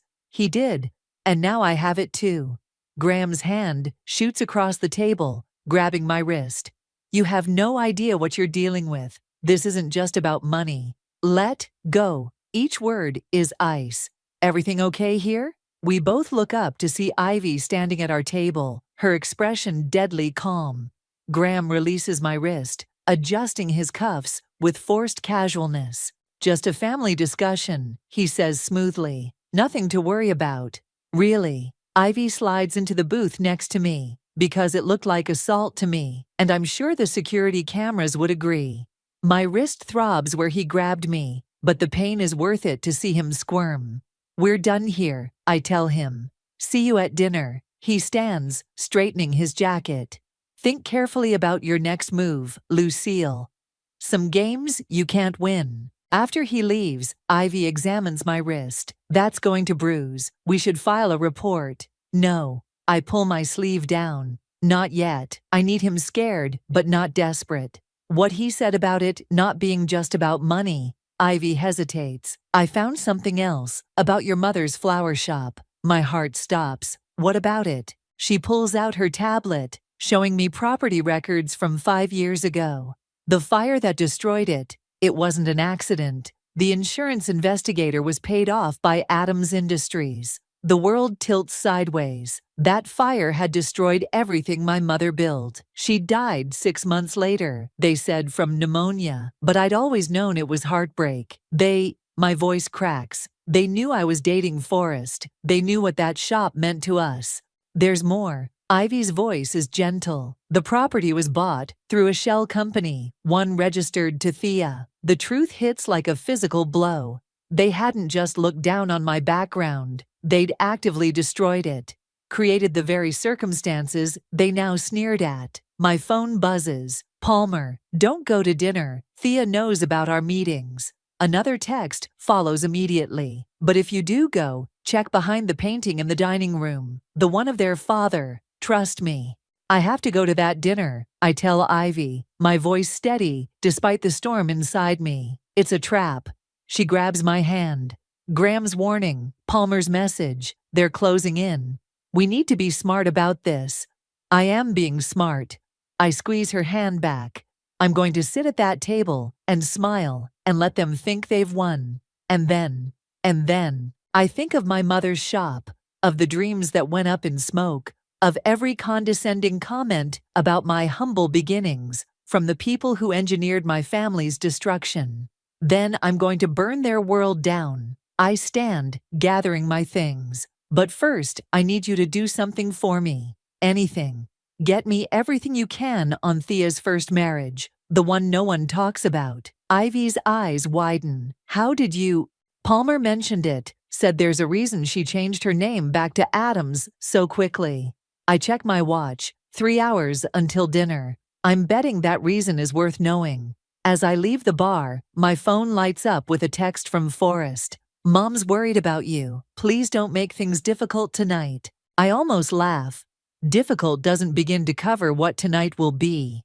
Behind the painting, Palmer said, whatever's there, it's time to find out exactly what kind of family I married into. Rain drums against my windshield as I sit in the Adams estate driveway, watching shadows move behind the dining room curtains. The painting Palmer mentioned feels like a bomb waiting to detonate. My phone buzzes with Ivy's latest update. Records show Thea's first husband died under suspicious circumstances. Insurance payout was massive. I close my eyes, remembering my mother's voice. Sometimes the price of revenge is your own peace, Lucy. But I lost my peace the day they burned down her shop. The front door opens before I reach it, revealing Thea in a perfectly tailored black dress. Darling, she says, air kissing my cheek. We were beginning to worry. The house smells like roses, her signature touch. Every surface gleams with old money and careful curation, including me, I realize. The perfect daughter-in-law acquisition. Sorry I'm late, I say, letting her take my coat. Work emergency. Yes, we heard about the irregularities Graham discovered. Her smile doesn't reach her eyes.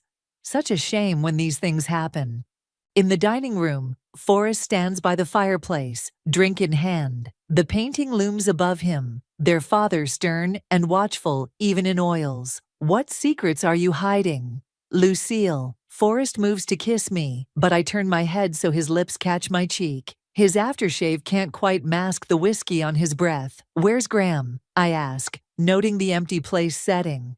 Emergency board meeting. Thea gestures for me to sit. Just the three of us tonight. More intimate that way. My phone vibrates in my clutch. Probably Ivy with more dirt on Thea's past. But before I can check, Thea speaks again. I think it's time we had an honest conversation. She pours wine with practiced grace. About your future with this family. My future?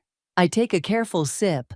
I wasn't aware that was in question. Everything's in question lately, dear. Her voice hardens slightly. Your meetings with Palmer, your investigation into family matters, even your company's stability. Forrest shifts uncomfortably. Mom, maybe we should be quiet, darling. Thea doesn't even look at him. The grown-ups are talking. The dismissal hits him like a slap, and suddenly I see him clearly. Not just the weak husband, but the damaged son. How many times had Thea silenced him like this? I have a proposition, Thea continues, one that could solve everyone's problems. Sign over controlling interest in your company to Graham. In exchange, certain indiscretions will be forgotten. My laugh surprises even me. You really don't know me at all, do you? I know you're smart enough to recognize when you're beaten. She slides a folder across the table. These documents show your company's involvement in money laundering. Sign now, or they go to the SEC tomorrow. Mom. Forrest stands, swaying slightly. You can't. I said, be quiet. For the first time, Thea's mask cracks. In that moment, I see what Palmer warned me about. Something dangerous and desperate behind her perfect facade. I stand slowly, moving toward the painting. Before I answer, I have a question. What was your first husband's name?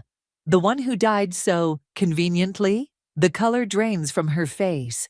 Behind the painting, I feel it, a slight bulge in the wallpaper. Don't. Her voice shakes, but I'm already pulling the painting aside, finding the small wall safe behind it. Interesting place for a hidden safe. What's inside? Insurance papers, evidence. Lucille. Forrest's voice is strangled. What are you doing? Showing your mother I'm not the only one with secrets. I turn to Thea. Palmer told me about the combination. Your first wedding date. Should I try it? She moves faster than I expect, grabbing my arm. Her nails dig into the same spot Graham bruised earlier. You have no idea what you're playing with. Neither do you. I wrench free. Think I didn't make copies of everything Palmer gave me. One phone call, and it all goes public. The money laundering, the insurance fraud, maybe even a decades-old murder. You wouldn't dare. But fear has replaced the confidence in her eyes. Try me. I move toward the door, my heart thundering. Keep your proposition. And remember, I'm not the naive girl you can bully anymore. Lucille, wait. Forrest steps toward me, but stops when I raise my hand.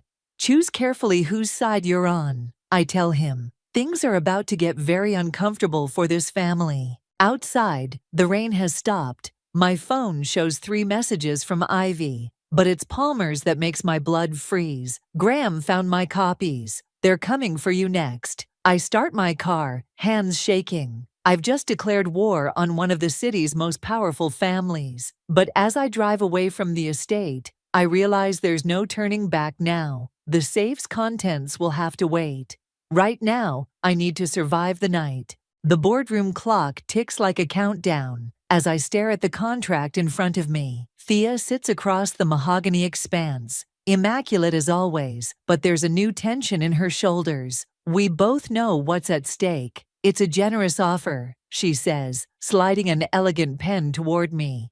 Full immunity for you and Ivy. A clean break from the company. More money than your mother's shop ever made. My throat tightens at the deliberate mention of Mom. Through the wall-length windows, the city sprawls below us, oblivious to the war being waged in this sterile room. And all I have to do is sign away everything I've built. I trace the contract's edge.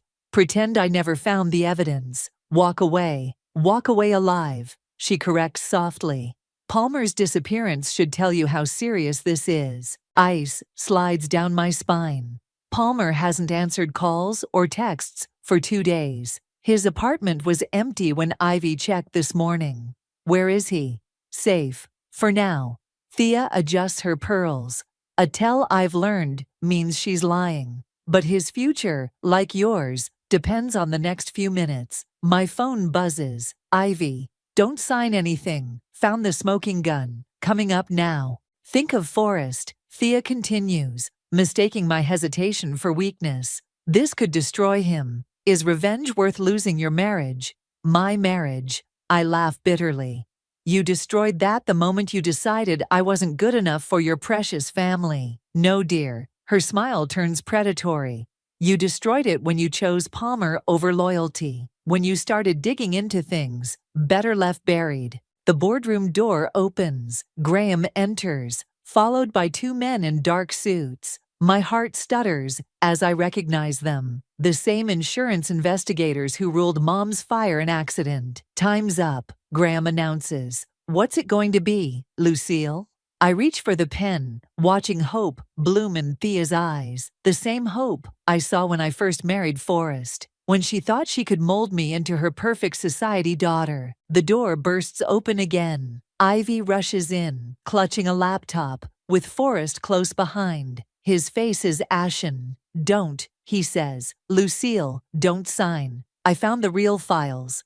Thea stands so quickly, her chair slams back. Forrest, you're drunk. Go home. I'm sober for the first time in years. His voice shakes. I found Dad's old records. About the first merger. About what really happened to Thea's first husband. Careful, little brother, Graham warns. But there's fear beneath the threat. Ivy sets her laptop on the table, turning it toward me. The insurance payout from my mom's shop, I say, scanning the documents. It didn't go to Adams Industries. It went to a private account. Your account, Thea. You needed motivation, she snaps, to understand your place, to appreciate what marrying into this family meant. By burning down everything I loved, my voice cracks. By killing my mother, she was holding you back. Thea's composure finally shatters, just like Richard held me back, with his morals and his questions about the company's finances. Sometimes sacrifices must be made for the greater good. The room goes silent. Even Graham looks shocked at her admission. Richard, I say slowly, your first husband, the one who died in a house fire. Forrest makes a strangled sound. Mom, what did you do? What I had to. She straightens, mask sliding back into place. What I'll do again if necessary. Sign the contract, Lucille. End this now. I pick up the pen, feeling its weight. Everything I've worked for, everything I've discovered, balanced on this moment. You're right, I tell her. This ends now. Instead of signing, I pull out my phone and press play. Thea's voice fills the room. Sometimes sacrifices must be made. That's being live-streamed to the SEC, Ivy says calmly, along with all the evidence we've gathered. Every transaction, every cover-up, every murder. Graham lunges for the laptop, but Forrest blocks him. For once, the younger brother stands his ground. It's over, Mom, he says quietly. Thea's face contorts with fury. You stupid girl, you have no idea what you've done. I know exactly what I've done. I stand, gathering my things. I've burned down everything you love, just like you taught me. The elevator doors are closing. When I hear the commotion start, raised voices, running feet, the beginning of an empire's collapse. My phone lights up with a message from an unknown number. Well done. Meet me at the usual place. P. Palmer, alive. But can I trust him? After everything, can I trust anyone? The elevator descends, carrying me away from the wreckage. But somehow I know this isn't over. Thea's final words echo in my head. I have no idea what I've done. Maybe she's right, but I'm about to find out. The charity gala glitters around me like broken glass. Beautiful, dangerous, sharp enough to draw blood. From my position near the grand staircase, I watch Thea work the crowd. Even with her world crumbling, she plays the gracious hostess perfectly. Only I notice how her hands shake when she lifts her champagne. Security's in position, Ivy murmurs through my earpiece. Palmer's signal coming from the third-floor study. I adjust my evening gown, midnight blue, like the one Mom wore to my wedding. Any sign of Graham? Not yet, but Forrest just arrived. He looks determined. My heart twists. After the boardroom revelation, he'd disappeared for 3 days. His last text still burns in my mind. I need to make this right. I start up the stairs, nodding to familiar faces. They smile back, unaware that in 15 minutes, federal agents will swarm this building. Unaware that their carefully curated society is about to implode. The third floor is darker, quieter. Classical music drifts up from below as I approach the study. The door is ajar, lamplight spilling into the hallway. Palmer sits at the massive desk, looking remarkably alive for a supposedly missing person.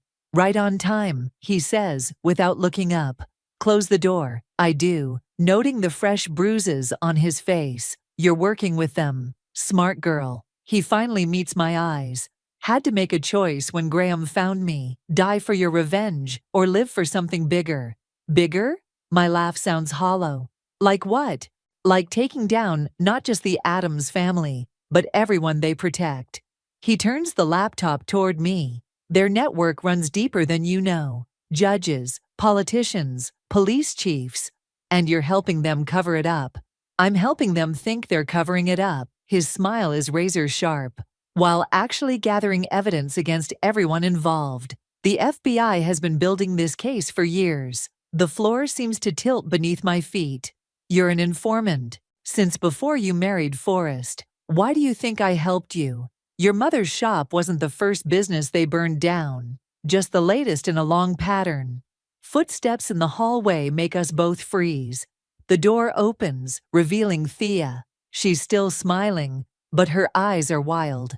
I should have known, she says, closing the door behind her. The prodigal son returns, and with such perfect timing. More footsteps. Graham appears from the connecting room, gun steady in his hand. Found these in Palmer's briefcase, he says, tossing a stack of files onto the desk. Seems our friend's been very busy. It's over, Thea, Palmer says calmly. Federal agents are currently being detained by private security. Her smile widens. Did you really think I wouldn't have contingencies? That I haven't survived worse threats than you? Mom. Forrest's voice makes us all turn. He stands in the doorway, face pale but resolute. Drop the act. I sent them everything. Everything? She whispers. Dad's real cause of death, Richard's insurance papers, the offshore accounts. He steps into the room. I found your private files. The ones you kept in the lake house safe. Graham's gun wavers. What files? Ask her, Forrest says. Ask her what really happened to Dad when he threatened to expose the corruption. The moment stretches like a wire about to snap. I see it in Thea's eyes. The realization that her perfect world is finally irrevocably shattering. You ungrateful, she lunges for Graham's gun. Everything happens at once. The gun goes off, shattering a window. Palmer tackles Graham. Forrest grabs his mother. And I see my chance. I grab the files, sprinting for the door. Behind me, Thea breaks free, screaming my name. But I'm already running down the stairs, through the startled crowd, the evidence clutched to my chest like a lifeline. Ivy meets me at the bottom, already dialing. FBI's 2 minutes out. Local police are... Look out! Thea reaches me just as I hit the main floor. Her fingers tangle in my hair, pulling me back. We struggle in front of everyone. The perfect society matron, finally showing her true face. I made you, she hisses in my ear. I could have destroyed you. No, I gasp, breaking free. You tried to destroy me, but you forgot something. What's that? I straighten, facing her in front of her carefully cultivated audience. I'm my mother's daughter, and she taught me that flowers grow back stronger after a fire. The doors burst open. Federal agents flood in, weapons drawn. Graham and Palmer stumble down the stairs, both bloody. Forrest follows, carrying his father's private ledger. As they lead Thea away in handcuffs, she keeps her head high, but her perfect mask has cracked, revealing the darkness beneath. Forrest touches my shoulder gently. I'm sorry, he whispers, for everything. I watch Thea disappear into a federal vehicle, remembering the gold digger card that started it all. So am I. The night air carries the scent of rain and justice. And somewhere, I swear I can smell Mom's roses blooming again. Sunrise paints the city gold as I unlock the doors of my new office building. The brass nameplate catches the light. Nichols and Bradley Consulting. No more Adam's name casting shadows over everything we've built. You're here early, Ivy says, appearing behind me with coffee and a stack of newspapers. The headlines scream about the Adams family's downfall, each more sensational than the last. Couldn't sleep? I take my coffee, breathing in the familiar scent. Keep thinking about what Thea said at her sentencing. You mean the part where she blamed you for destroying her legacy? Ivy snorts. Or the part where she swore she'd rebuild everything from prison? The part where she said I was just like her. I lead the way to our top floor office, where floor-to-ceiling windows offer a view of the city awakening. Ruthless, willing to burn it all down. Hey, Ivy grabs my arm. You're nothing like her. She destroyed lives for power. You exposed the truth for justice. Before I can respond, my phone buzzes. Forrest's name makes my heart stutter, but I answer anyway. I'm at the shop, he says, without preamble. Mom's old accountant called. Said there's something I need to see. I close my eyes. The shop, my mother's flower shop. The lot has stood empty since the fire, a grave for dead dreams. I'll be there in 20. Ivy squeezes my shoulder as I gather my things. Want backup? No. I manage a smile. Some ghosts I need to face alone. The lot looks smaller than I remember. Forrest stands by his car, holding a weathered leather portfolio. He's lost weight since the trial, but his eyes are clearer than they've been in years. The accountant found this in an old storage unit, he says, handing me the portfolio. You should see for yourself. Inside are property deeds, insurance papers, and photographs. My hands shake as I recognize my mother's handwriting on a letter dated just before the fire. My dearest Lucy, I read aloud. If you're reading this, then my suspicions about Thea Adams were correct. I've gathered evidence of their illegal dealings for months. The fire wasn't an accident. It was a warning. But I made copies of everything. Check the rose bushes by the back fence. I love you. Never let them make you doubt your worth. There's more, Forrest says quietly. The accountant says she was working with federal investigators. She was building a case against my family when your mother had her killed. The words taste like ashes. I'm so sorry, Lucille. His voice cracks. I know it doesn't change anything, but I'm selling everything. The house, the company holdings, all of it. Using the money to set up a foundation in your mother's name. I trace my mother's signature, feeling the indentations her pen left in the paper. She knew. She was fighting back all along. Like mother, like daughter. He attempts a smile. The rose bushes survived, you know. They're still there, growing through the concrete. I walk to the back of the lot, where, sure enough, wild roses push through cracks in the pavement. Their scent fills the air. Mom's favorite variety, the ones she said were too stubborn to die. Kneeling, I dig carefully around the largest bush. My fingers hit something solid, a rusted metal box. Inside, perfectly preserved, are more documents, more evidence, more truth. She didn't just leave me her fight, I realize standing. She left me her strength. What will you do with it? I think of Thea in her prison cell, of Graham facing federal charges, of all the corrupt networks still hiding in plain sight.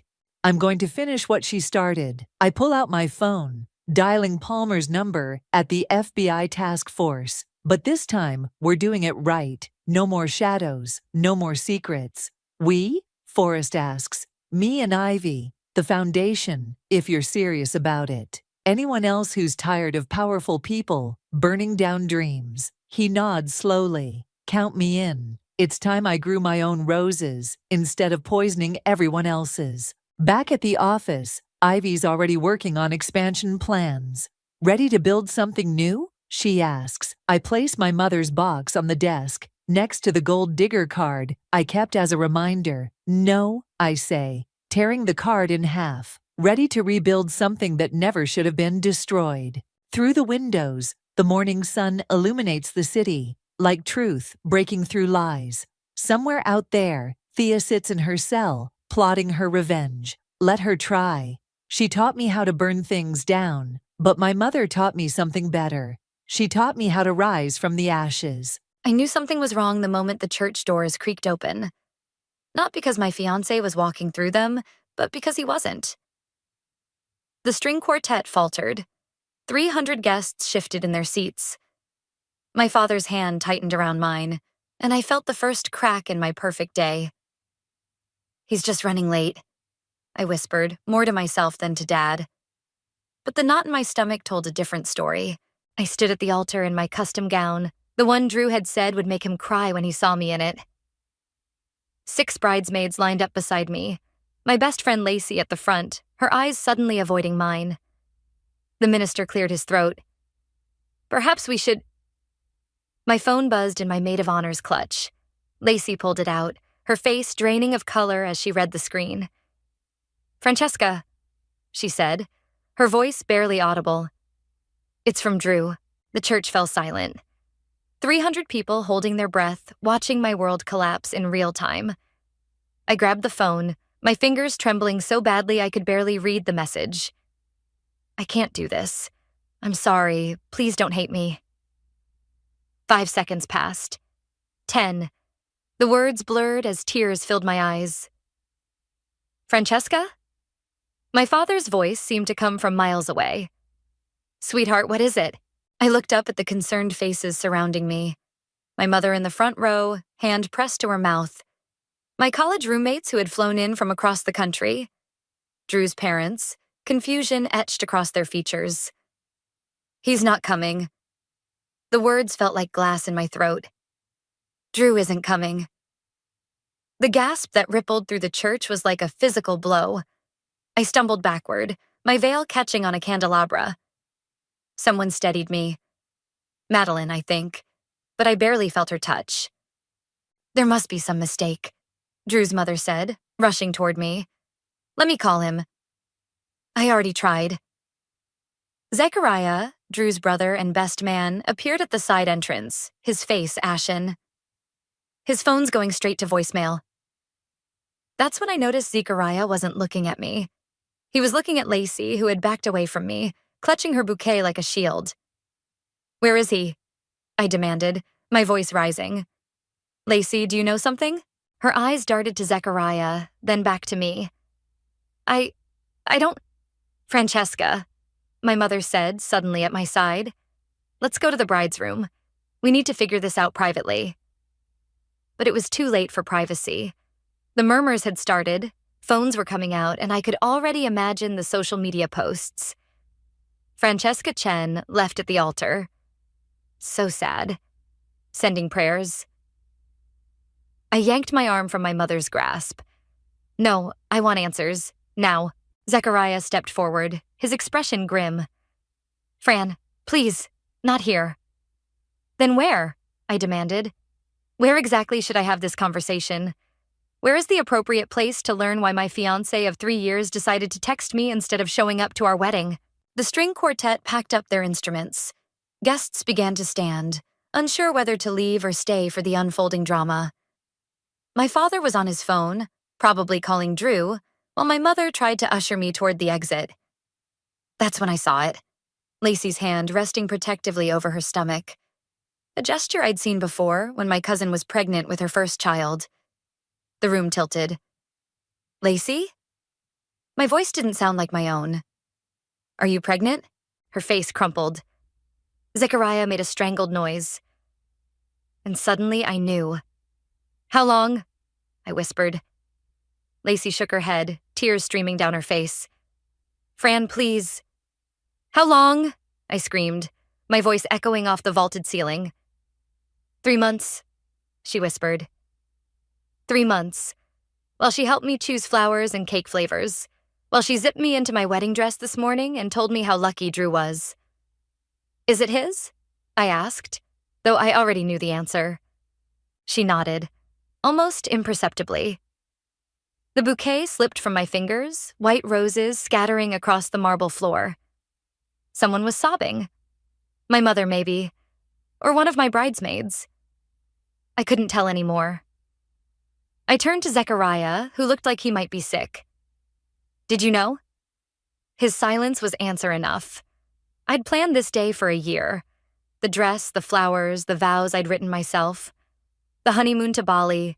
The life we were supposed to start together. All of it. A lie. I walked down the aisle alone, my train dragging behind me like the remnants of a dream. Guests reached for me as I passed, offering condolences, but I couldn't hear them over the roaring in my ears. Outside, the May sunshine felt obscene. I stood on the church steps, my makeup ruined, my heart in pieces, as reality crashed over me in waves. Drew wasn't coming. My best friend was pregnant with his child. Everyone knew before I did. I sank onto the steps, white satin pooling around me, and made a promise to myself. This would not be the end of my story. It would be the beginning of theirs. The next 3 days passed in a blur of unanswered calls, unopened sympathy cards, and empty wine bottles. I'd moved from my bed to the couch and back again, existing in a fog of betrayal so thick I could barely breathe through it. "You need to eat something," Madeline said, setting a plate of toast on my coffee table. She'd been checking on me daily since the wedding. That wasn't, bringing food I wouldn't eat and offering comfort I couldn't accept. "I'm not hungry." My voice was hoarse from crying. "I don't care. Eat anyway." She pushed the plate closer. "Starving yourself won't hurt them, Fran. It only hurts you."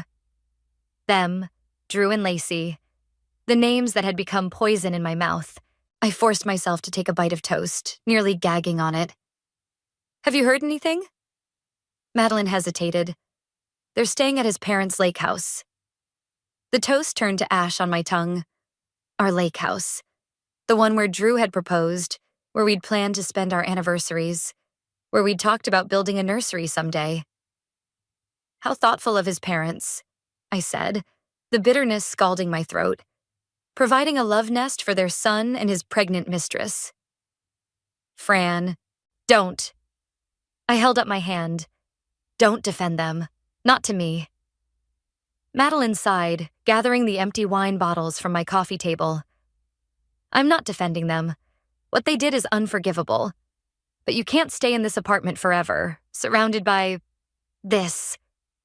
She gestured to the wedding gifts still stacked in the corner, the framed engagement photos I hadn't had the strength to take down. "Watch me." My phone buzzed with an incoming text. I lunged for it, hope flaring despite everything. Maybe it was Drew, finally calling to explain, to apologize. But it was Zechariah. "We need to talk. It's important." I stared at the message, rage bubbling up fresh and hot. Zechariah, who'd known about the affair and said nothing, who'd stood beside his brother at our rehearsal dinner, toasting our future while knowing it was built on lies. "Who is it?" Madeline asked. "No one important." I tossed the phone aside, but 10 minutes after Madeline left, it buzzed again. "Please, Fran, there's more you need to know." More? What more could there possibly be? My fiancé had left me at the altar for my best friend, who was carrying his child. The humiliation was complete. The betrayal, absolute. Yet curiosity gnawed at me. What else was Zechariah hiding? "Fine. When?" "Now. I'm outside your building." I froze, then rushed to the window. Sure enough, Zechariah's black SUV was parked across the street, his familiar figure leaning against it. I should have ignored him. Should have closed the curtains and gone back to my cocoon of misery. Instead, I found myself buzzing him up, not bothering to change out of my sweatpants or wash my face. When I opened the door, Zechariah looked almost as bad as I felt. Dark circles under his eyes, stubble on his usually clean-shaven face. "You look terrible," I said flatly. "So do you." He stepped inside, his eyes taking in the chaos of my apartment.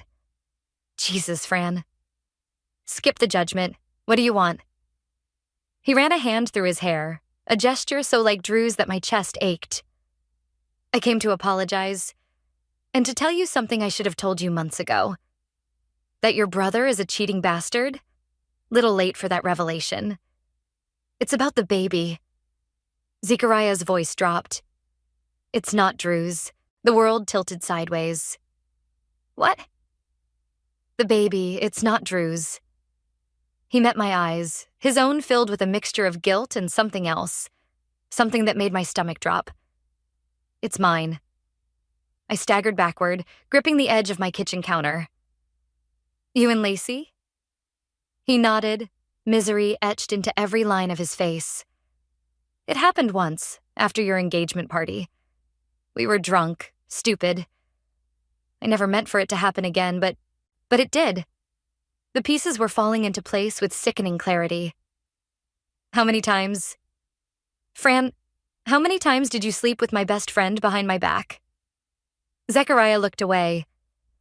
"It became regular about 6 months ago." 6 months. Half a year of betrayal right under my nose. "And Drew found out?" "It wasn't a question. 3 weeks ago, Lacey told him she was pregnant and that it was mine. He was destroyed." So destroyed that instead of telling me, he waited until our wedding day to run away with her? My laugh was hollow. Make it make sense, Zechariah. He didn't run away with her. Zechariah's voice hardened. He ran away from all of us, Lacey included. Then why are they at the lake house together? They're not. Drew's gone, Fran. No one knows where. Lacey's at the lake house alone because her parents kicked her out when they found out about the baby. He stepped closer. Drew abandoned both of you. The revelation hit me like a physical blow. Drew hadn't chosen Lacey over me. He'd chosen neither of us. Why are you telling me this?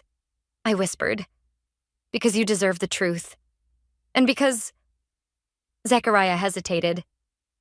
Because I need your help. My help? I laughed bitterly. With what? Finding Drew. He's disappeared completely. No phone, no credit card activity. His passport is still at your apartment, so he hasn't left the country. But beyond that... Zechariah's expression darkened. I'm worried about what he might do. I stared at him, the implications sinking in. Drew, alone and desperate. Drew, who'd once told me that without me he had nothing to live for. Why should I care? I asked. But the tremor in my voice betrayed me, because despite everything, I know you do. Zechariah held my gaze. And because when we find him, you deserve to be the one to make him face what he's done. I spent the night staring at my ceiling, Zechariah's words echoing in my head. Drew was missing. Not with Lacey. Just gone. Part of me, a vindictive, wounded part, wanted to say it wasn't my problem anymore. Let him disappear. Let him suffer. But another part, the part that had loved him for 3 years, couldn't stop imagining the worst. By morning, I'd made my decision. I'll help you look for him, I told Zechariah over the phone. But not for his sake. For mine. I need answers. Thank you, he said, relief evident in his voice. Can you meet me at his office? I'm going to talk to his assistant. 2 hours later, I stood in the lobby of the architectural firm where Drew worked, wearing actual clothes for the first time in days. My reflection in the glass doors showed a woman I barely recognized. Hollow-eyed, pale, determined. Zechariah was waiting by the reception desk. When he saw me, something like admiration flickered across his face. You came. I said I would. I brushed past him toward the elevators. Let's get this over with. Drew's assistant, Vanessa, looked up in surprise when we entered. Her eyes widened at the sight of me. Francesca, I didn't expect to see you here. Clearly. I forced a smile. I'm looking for Drew. She glanced nervously between Zechariah and me. He called in sick on Monday. I haven't heard from him since. Has he done this before? Zechariah asked. No, never. Drew was always very reliable. She lowered her voice. Everyone here knows what happened. With the wedding, I mean. People are talking. Of course they were. My humiliation was probably the highlight of office gossip. We're not here about the wedding, I said sharply. We're concerned about Drew's whereabouts. Has anyone been in touch with him? Vanessa hesitated. His project partner, Ethan, mentioned something about getting a weird email from Drew on Tuesday. Something about transferring all his clients. My stomach dropped. Like he's not coming back? I don't know. Ethan might know more. Ethan, as it turned out, knew considerably more. Drew emailed me at 3 a.m. on Tuesday. He told us in the conference room, sliding his phone across the table. Read it yourself. The email was brief and disturbing. Ethan, I'm taking an indefinite leave. I've attached files for all my current projects. Please tell the partners I'm sorry for the inconvenience. Everything in my life has been a mistake. I need to start over. Have you responded? Zechariah asked. Multiple times. No answer. Ethan looked uncomfortable. Look, I don't want to get involved in personal drama, but Drew was acting strange for weeks before... Before he left me at the altar? I supplied coldly. Ethan winced. Yeah, that. Strange how. Zechariah pressed. Distracted. Taking personal calls in the stairwell. Once I found him just sitting in his car in the parking garage, staring at nothing. Ethan hesitated. And there was a woman who came to see him a few times. Not you, he added, glancing at me. Lacey, I said, the name bitter on my tongue. No, older. Maybe in her 50s? Short gray hair, expensive clothes. They argued once right outside. Drew looked scared. Zechariah and I exchanged glances. This didn't fit anything we knew. Did you catch her name? I asked. No, sorry. But she drove a silver Mercedes SUV. I remember because she nearly hit me in the parking lot once. Outside, Zechariah and I stood in stunned silence. That doesn't sound like anyone I know, he finally said. Me neither. I wrapped my arms around myself, suddenly cold despite the warm day. What the hell is going on, Zechariah? I don't know, but we need to check his apartment next. Drew's place was exactly as I remembered it. Minimalist, expensive, impeccably clean, except for the bedroom, which looked like it had been ransacked. Someone was looking for something, Zechariah said, surveying the upended drawers and scattered clothes, or Drew was packing in a hurry. I moved through the space that had once been so familiar, now feeling like an intruder. How many nights had I spent here, planning our future, believing I knew the man who slept beside me? In the bathroom, Drew's toiletries were gone. His passport, which Zechariah had claimed was at our apartment, was missing from the drawer where he always kept it. He lied to you, I said when I returned to the bedroom. Drew took his passport. Zechariah's face darkened. That doesn't make sense. I checked your apartment myself before coming to see you. Well, it's not here either. A horrible thought struck me. Unless what? Unless Drew has more than one passport. Zechariah stared at me. Why would he have multiple passports? I don't know, but nothing about this feels right. I sank onto the edge of the bed, suddenly exhausted. I thought I knew him, Zechariah. I was going to marry him. How could I not know who he really was? Zechariah sat beside me, careful to maintain distance. I'm his brother, and I'm asking myself the same question. We sat in silence, the weight of Drew's deception hanging between us. I need to see Lacey, I said finally. Zechariah tensed.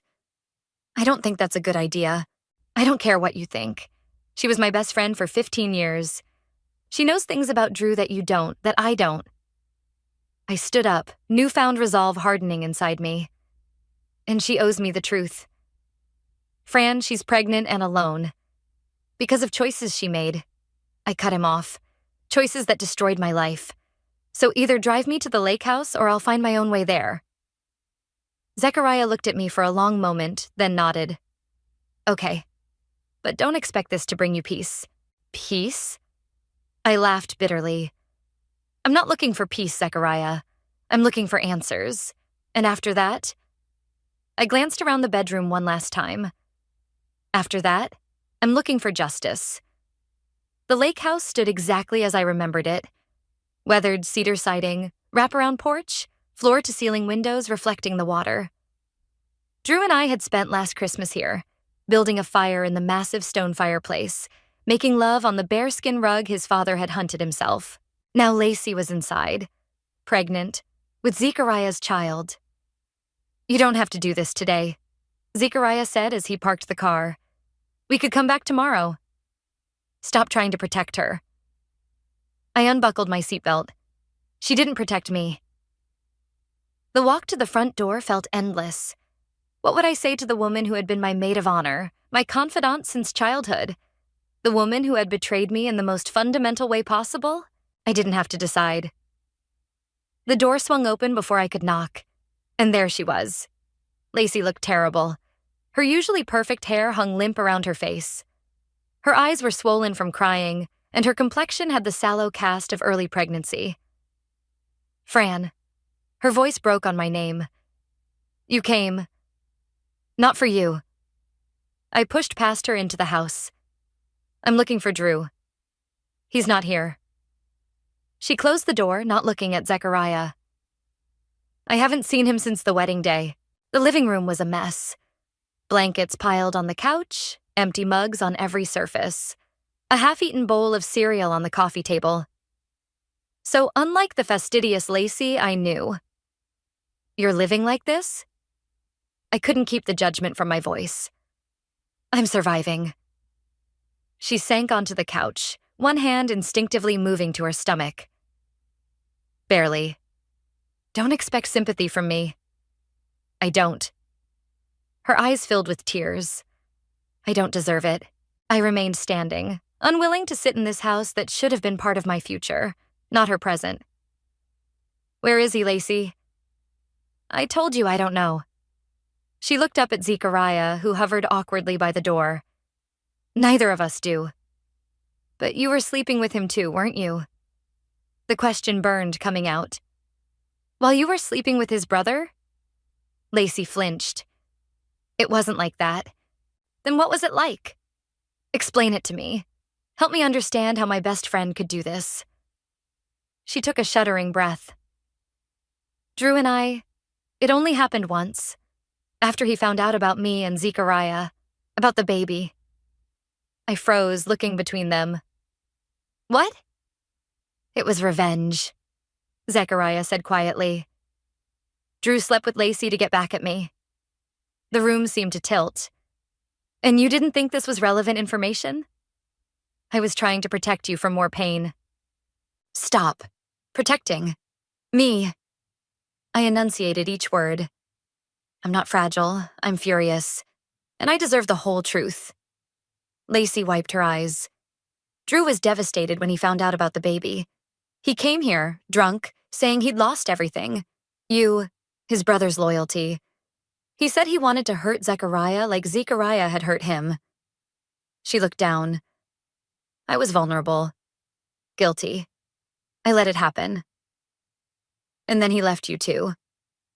I couldn't keep the bitter satisfaction from my voice. He was disgusted with himself. With all of us. Lacey reached for a tissue. The next morning, he said he couldn't go through with the wedding, but he couldn't face telling you the truth either. He said he needed time to figure out what to do. So he left me standing at the altar instead. The familiar rage bubbled up. How considerate. I begged him to talk to you. Lacey's voice cracked. I swear, Fran. I told him you deserved better than a text message. You're right. I deserved better than all of this. I gestured around the room at the three of us locked in this grotesque triangle. But that's not why I'm here. Drew is missing and we need to find him. Lacey's brow furrowed. Missing? What do you mean? Zechariah explained about the office visit, the ransacked apartment, the missing passport. That doesn't sound like Drew, Lacey said when he finished. None of this sounds like the Drew we thought we knew, I replied. But here we are. I moved to the windows overlooking the lake, needing space from both of them. The water was choppy today, white caps breaking against the shore. Like my emotions, turbulent, unpredictable, dangerous. Did Drew ever mention a woman? Older, gray hair, drives a Mercedes SUV? I asked without turning around. The silence behind me stretched too long. I turned to find Lacey and Zechariah exchanging glances.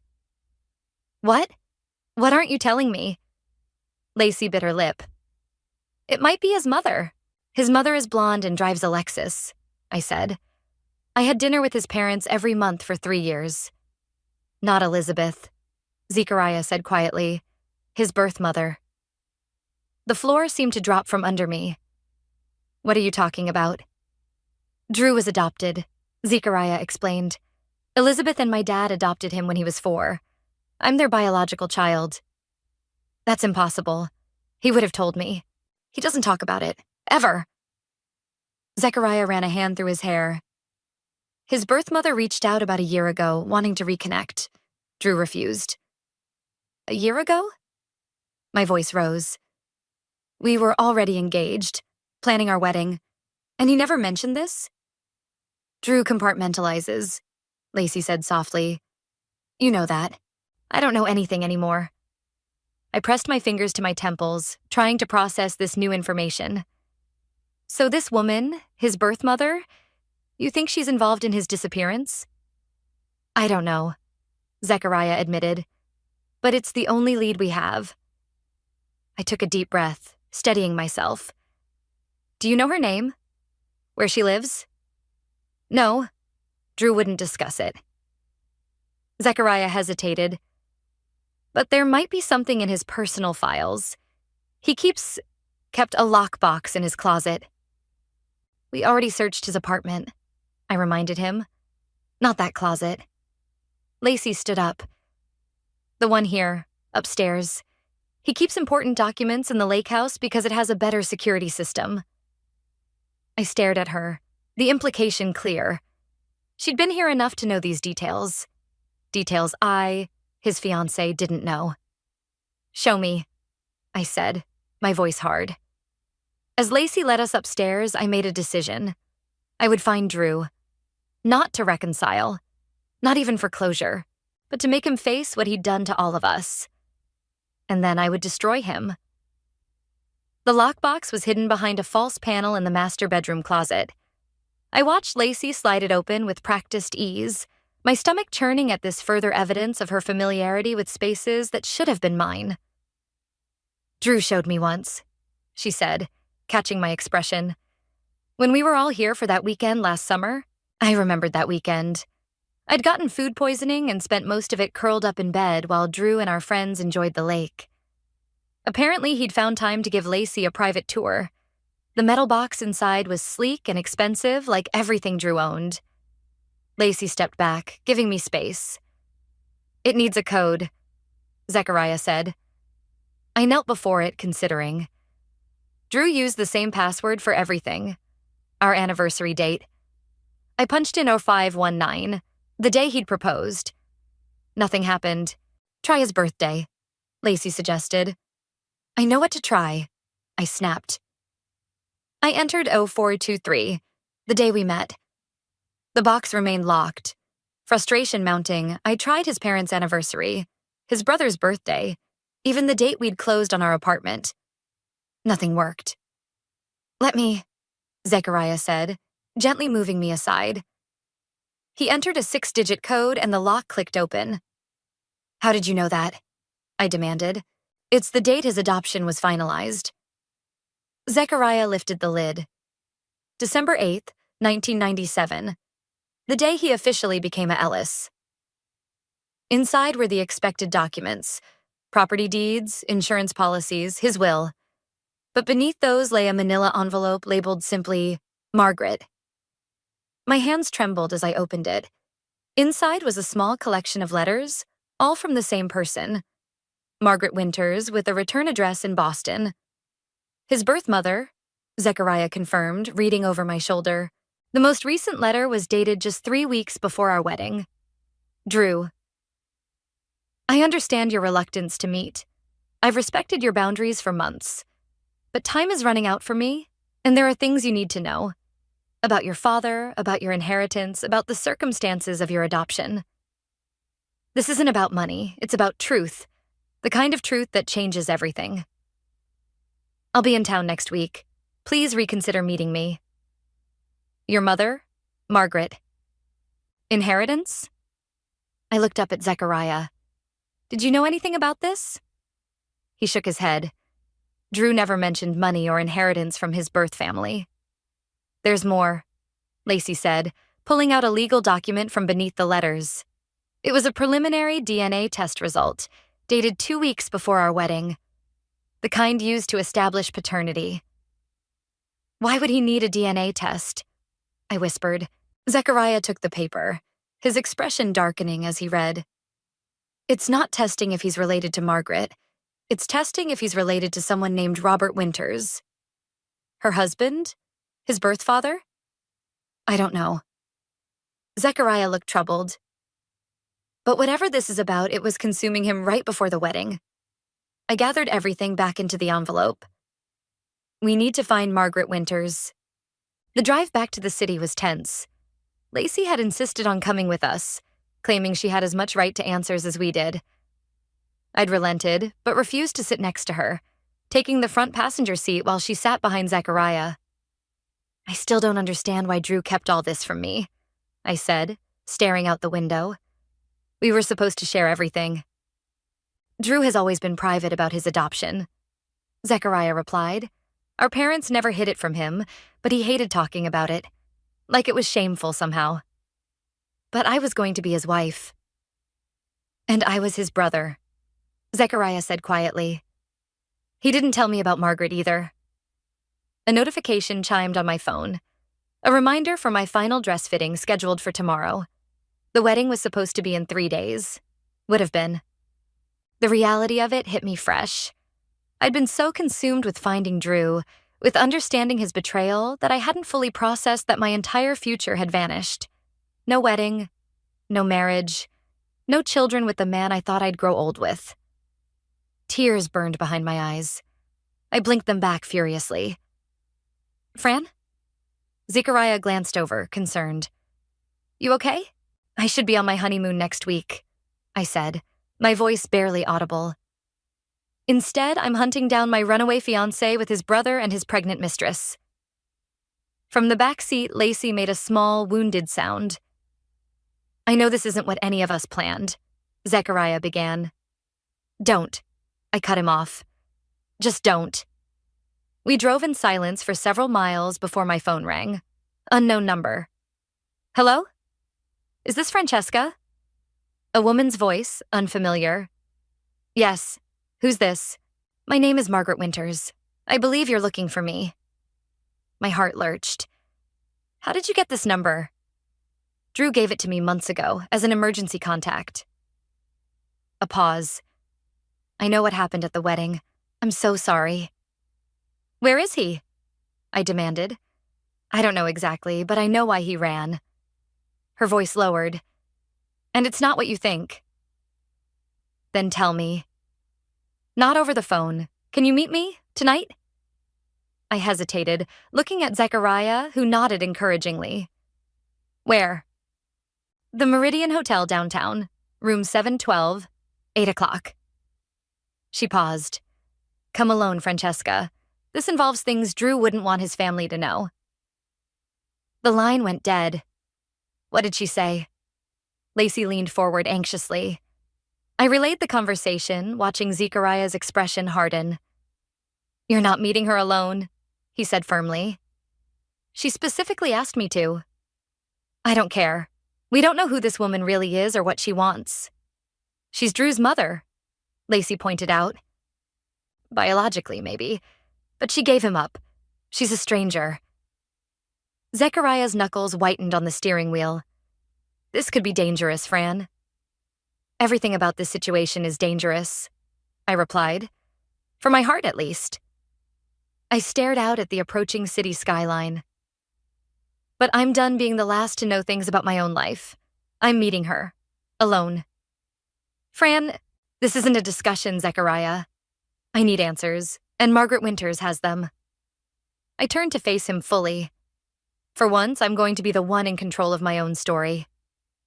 The Meridian Hotel loomed before me, its glass facade reflecting the sunset in shades of orange and gold.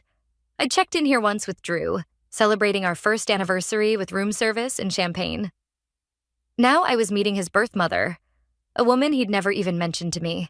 Text me when you're inside, Zechariah said as I got out of his car. And every 15 minutes after that. I'm not a child. No, but you're walking into an unknown situation with a woman who might have something to do with my brother's disappearance. His eyes softened.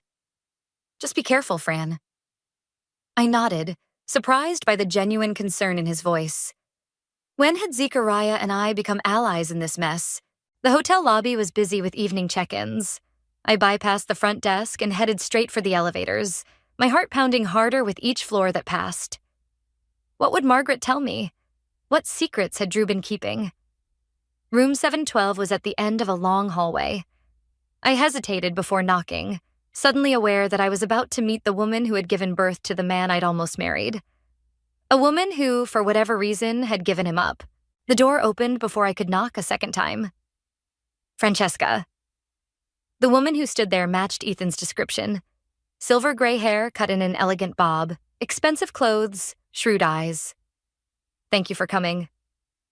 I stepped inside, taking in the suite. It was one of the hotel's best, with floor-to-ceiling windows overlooking the city. On the coffee table sat a bottle of scotch and 2 glasses.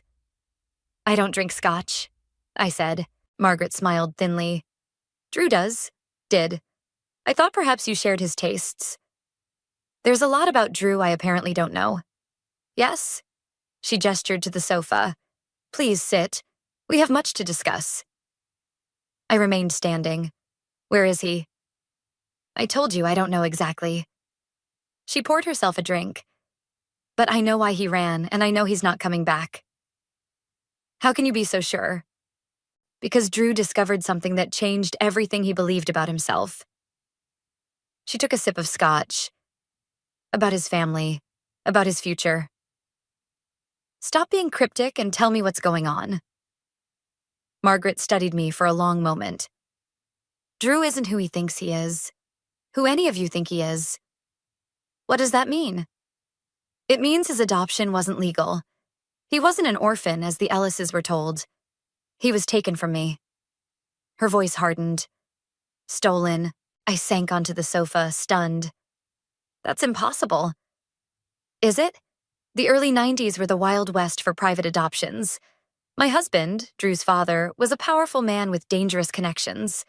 When I tried to leave him, he punished me by taking our son." She set down her glass. "I spent years searching, but Robert had changed Drew's name, falsified documents. By the time I found him, he was a teenager, settled with his new family. I decided not to disrupt his life. Until now.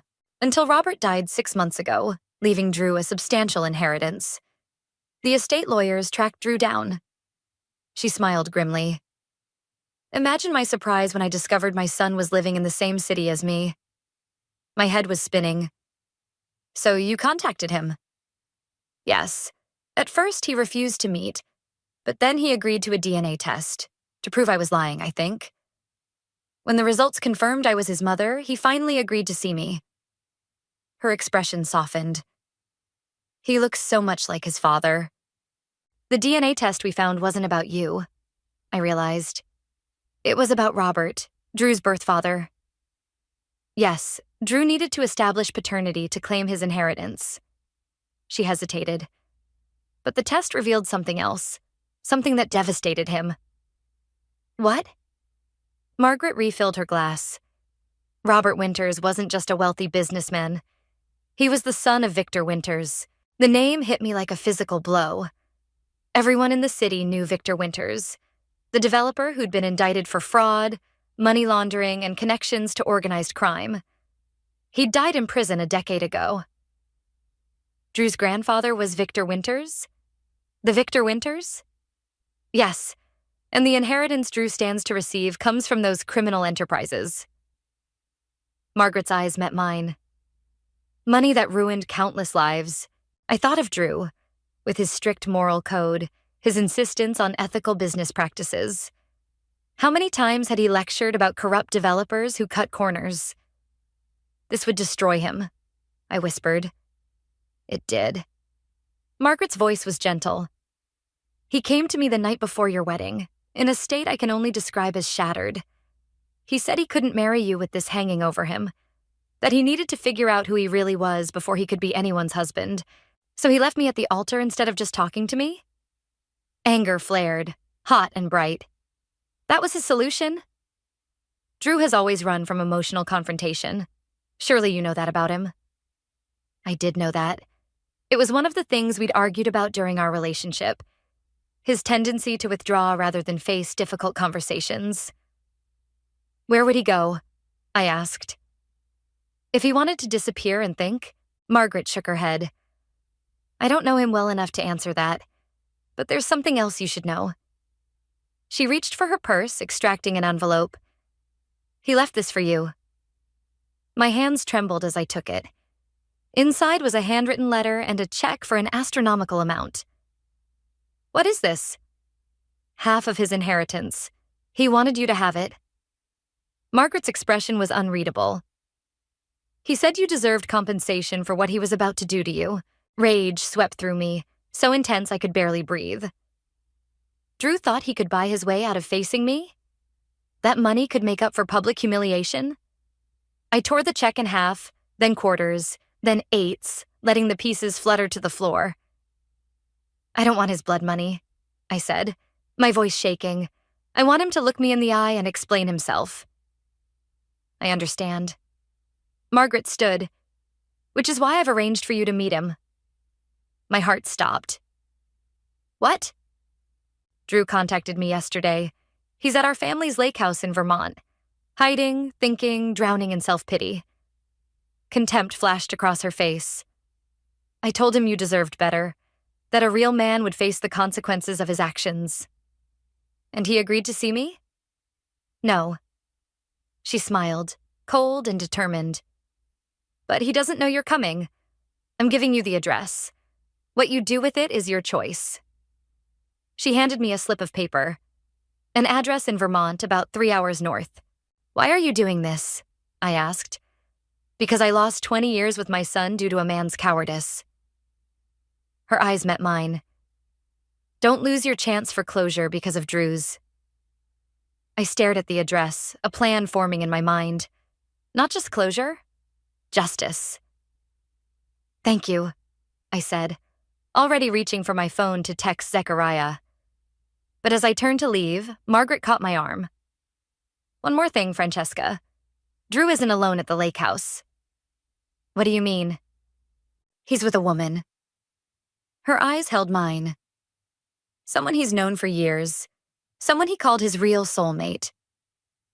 The floor seemed to drop from under me. Who? I don't know her name, but she has red hair. That's all he mentioned.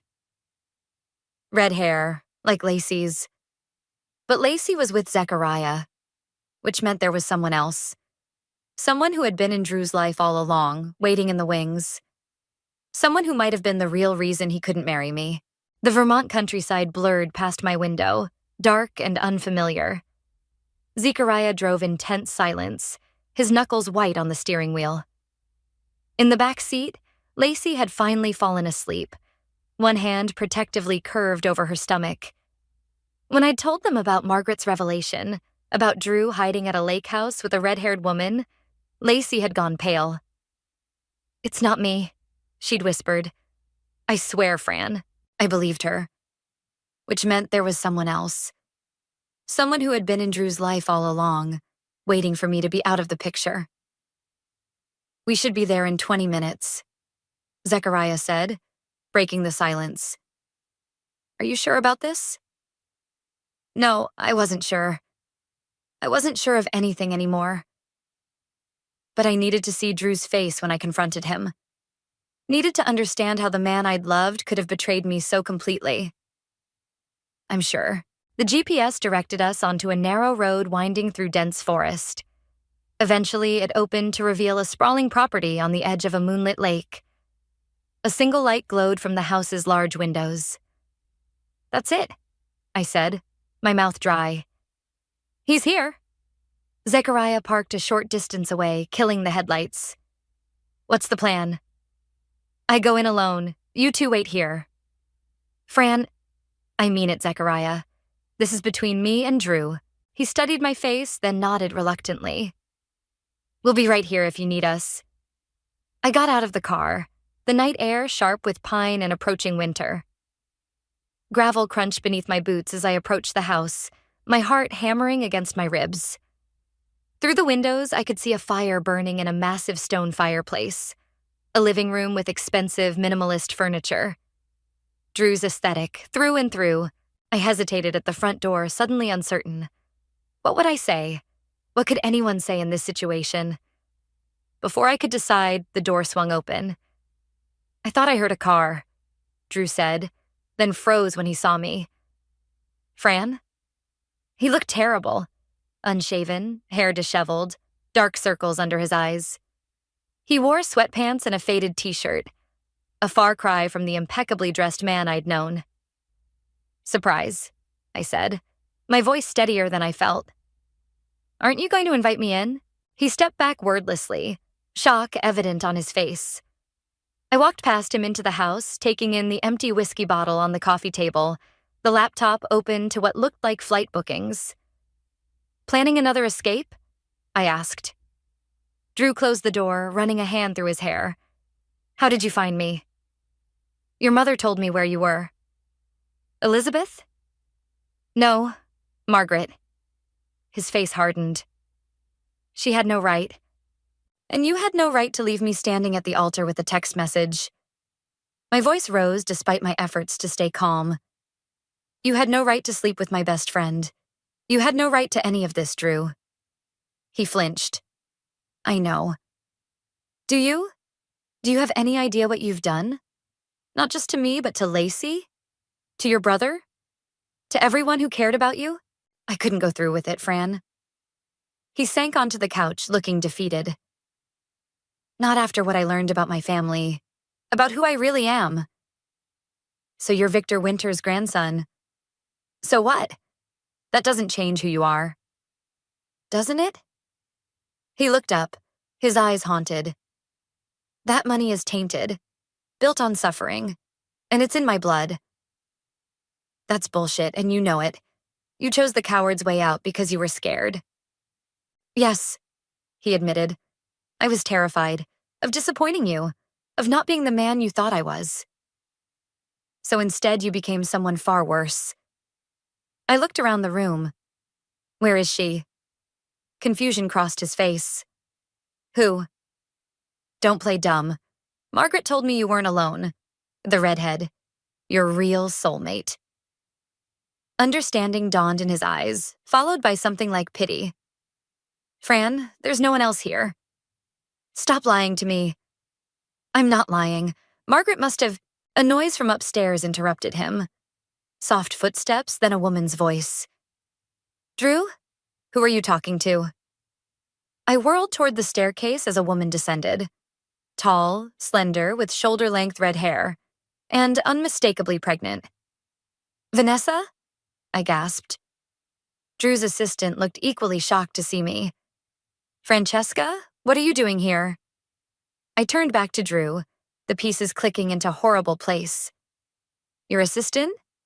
You left me for your assistant?" "It's not what you think," Drew began. "Really? Because it looks exactly like what I think." I gestured at Vanessa's pregnant belly. "How far along are you? 5 months? 6? Vanessa's hand moved protectively to her stomach. 7. 7 months, which meant she'd gotten pregnant while Drew and I were engaged, while we were planning our wedding. "How long?" I asked, my voice barely a whisper. Drew couldn't meet my eyes. "A year. A year. 12 months of lies. Of coming home to me after being with her. Of planning a future with me while creating a child with her." "Why didn't you just leave me?" I asked. "Why go through with the engagement, the wedding planning, all of it?" "Because I loved you too," he said simply. "I couldn't choose. So you let a DNA test make the choice for you." The pieces were finally falling into place. "You used your inheritance, your family history, as an excuse to run from the mess you'd made." He didn't deny it. "And Lacey? Where does she fit in?" Drew looked genuinely confused. "What about Lacey? Don't pretend you don't know she's pregnant with Zechariah's baby, that you slept with her to get back at him." Vanessa made a small, distressed sound. Drew stood, his expression hardening. "I never slept with Lacey. I don't know what she told you, but—" The front door burst open. Zechariah stood there, his face a mask of fury. Behind him, Lacey hovered uncertainly. "You son of a bitch," Zechariah growled, advancing on Drew. "You've been hiding here with your pregnant girlfriend while Fran's life fell apart?" Drew backed up. "Zech, wait." "And you?" Zechariah turned to me. "You knew about this? Is that why you insisted on coming alone?" "I didn't know," I said. "Margaret told me he was with someone, but not who." "Margaret." Drew spat the name. "She orchestrated all of this. She wanted to punish me for rejecting her, for refusing the inheritance." Stop blaming others for your choices, I said, a strange calm settling over me. You did this, Drew. All of it.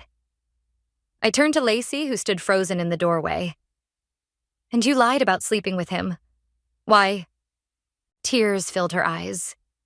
Because I thought if you believed Drew had betrayed you too, you might forgive me someday. The truth hung in the air between us, ugly and raw. There's nothing left to forgive, I said finally. There's nothing left at all. I walked to the door, pausing beside Lacey. He's all yours, I told Zechariah. Both of them are. And I stepped out into the night, alone but finally, mercifully free. The drive back from Vermont was the longest and shortest of my life. I sat in the passenger seat of a taxi I'd called, watching unfamiliar towns blur past, feeling strangely hollow.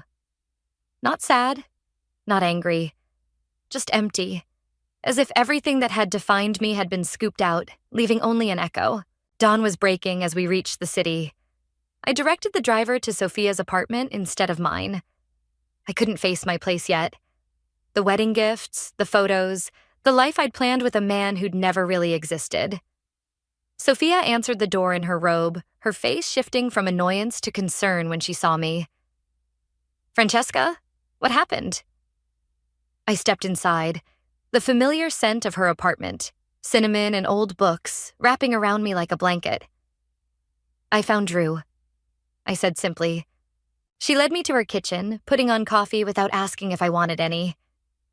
Sophia had been my mother's best friend, and after Mom died, she'd stepped into that role in my life. She knew when to push and when to wait. He's been living in Vermont, I continued, with his pregnant assistant. Sophia's hand stilled on the coffee pot. Jesus. And Lacey lied about sleeping with him. She's pregnant with Zechariah's baby, but she wanted me to think Drew had betrayed me too. I laughed, the sound brittle, as if abandoning me at the altar wasn't betrayal enough. Sophia set a mug of coffee in front of me, adding a splash of bourbon. Drink this, then sleep. We'll figure out the rest later.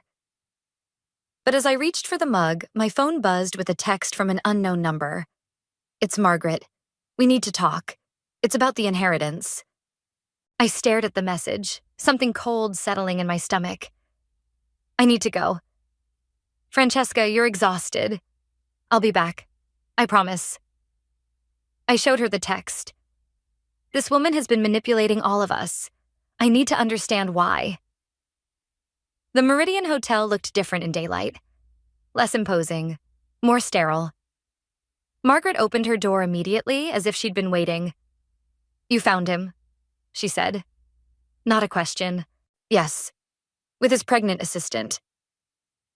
I stepped inside without being invited. You knew about her. Of course I knew. Drew told me everything. She closed the door. Did he tell you why he really ran? Because he's a coward who couldn't choose between two women? Because he used his family history as an excuse to escape the mess he'd made? Margaret smiled thinly. Close, but not quite. She walked to the desk, retrieving a folder. Drew ran because he discovered something worse than being Victor Winter's grandson. She handed me the folder. He discovered who his grandmother was.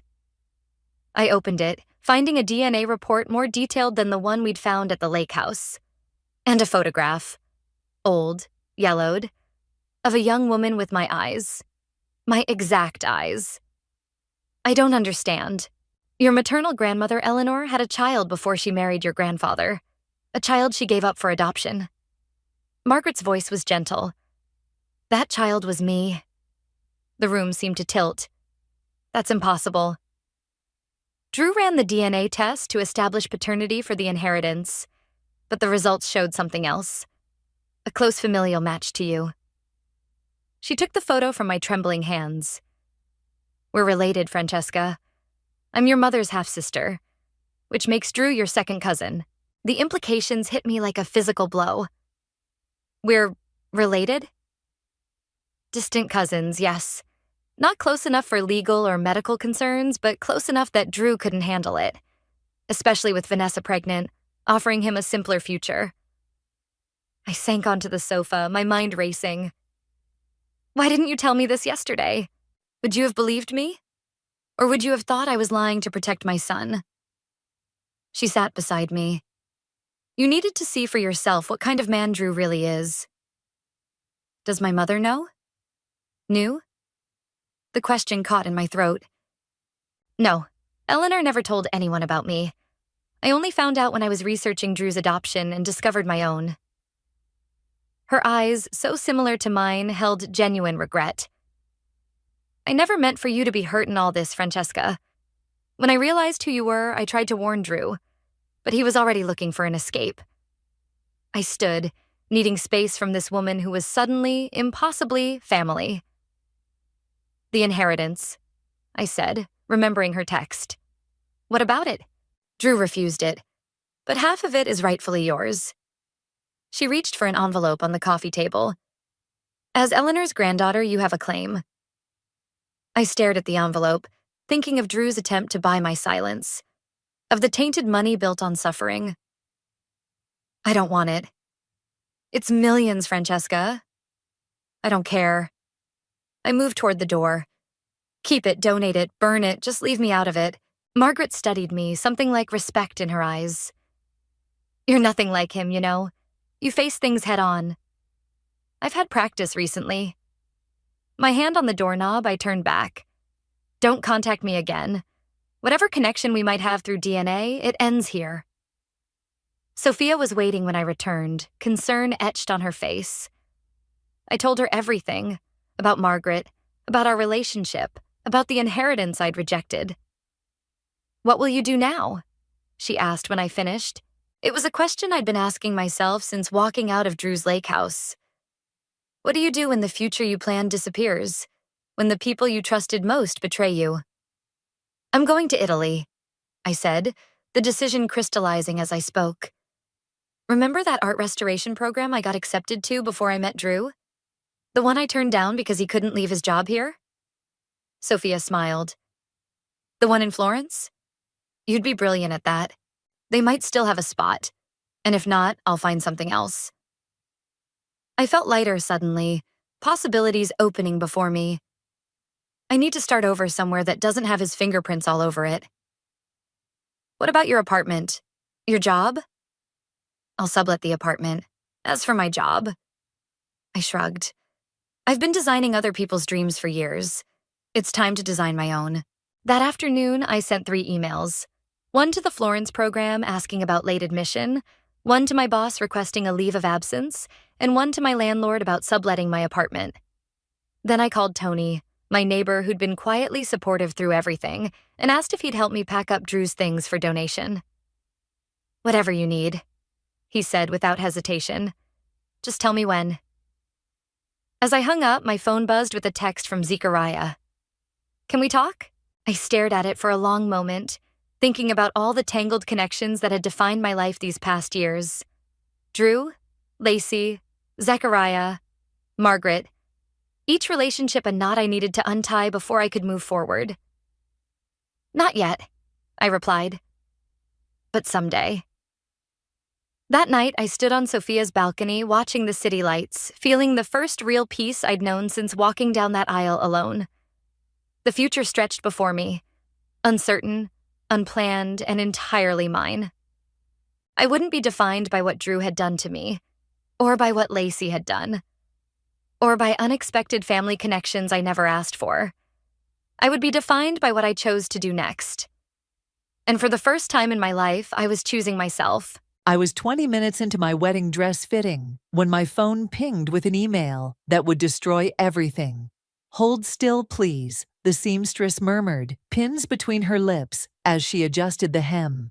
I'd waited 3 months for this appointment, and tomorrow was our engagement party. Everything was finally falling into place. The ping came again, then again. My phone, vibrating insistently against the wooden chair where my regular clothes lay folded. Sorry, I said. Do you mind if I check that? It might be work. The seamstress nodded, sitting back on her heels as I carefully stepped off the platform in the voluminous white gown. I expected a client emergency, some last-minute brief that needed reviewing before Monday. What I got instead was an email that made my stomach drop through the floor. From Jolie Pearson to Reagan May, Vera Wolf, Sebastian Fisher, Senior Partners. Subject: Concerns about Serenity. I've struggled with whether to send this, but I can no longer stay silent. I've discovered Serenity has been systematically undermining client relationships and taking credit for others' work. More disturbingly, she's been leveraging confidential information from Reagan's business dealings for her own advancement. I've attached documentation. I'm sorry to be the one to tell you this, especially before your engagement celebration, Reagan. As her friend, I felt you deserved to know who you're really committing to.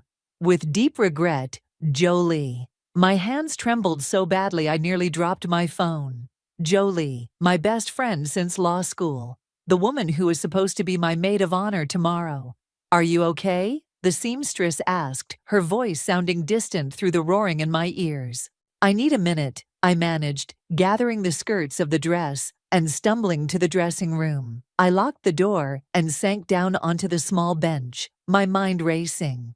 The accusations were absurd, completely fabricated, but they were also precisely calibrated to hit my most vulnerable points. 3 years ago, I'd been falsely accused of using confidential information in a case. I'd been cleared, but the whispers had followed me. Jolie knew that. She knew exactly how to make these lies sound plausible. With shaking fingers, I opened the attachments, doctored emails, conversations taken wildly out of context, meeting notes with timestamps altered. It was thorough, calculated character assassination. I called Reagan immediately, straight to voicemail. Then Vera, my mentor at the firm. Same result. My heart pounded so hard, I could feel it in my fingertips. I changed out of the wedding dress in a daze, apologizing to the confused seamstress, promising to reschedule. The silk slipped through my fingers like water as I hung it back on its padded hanger.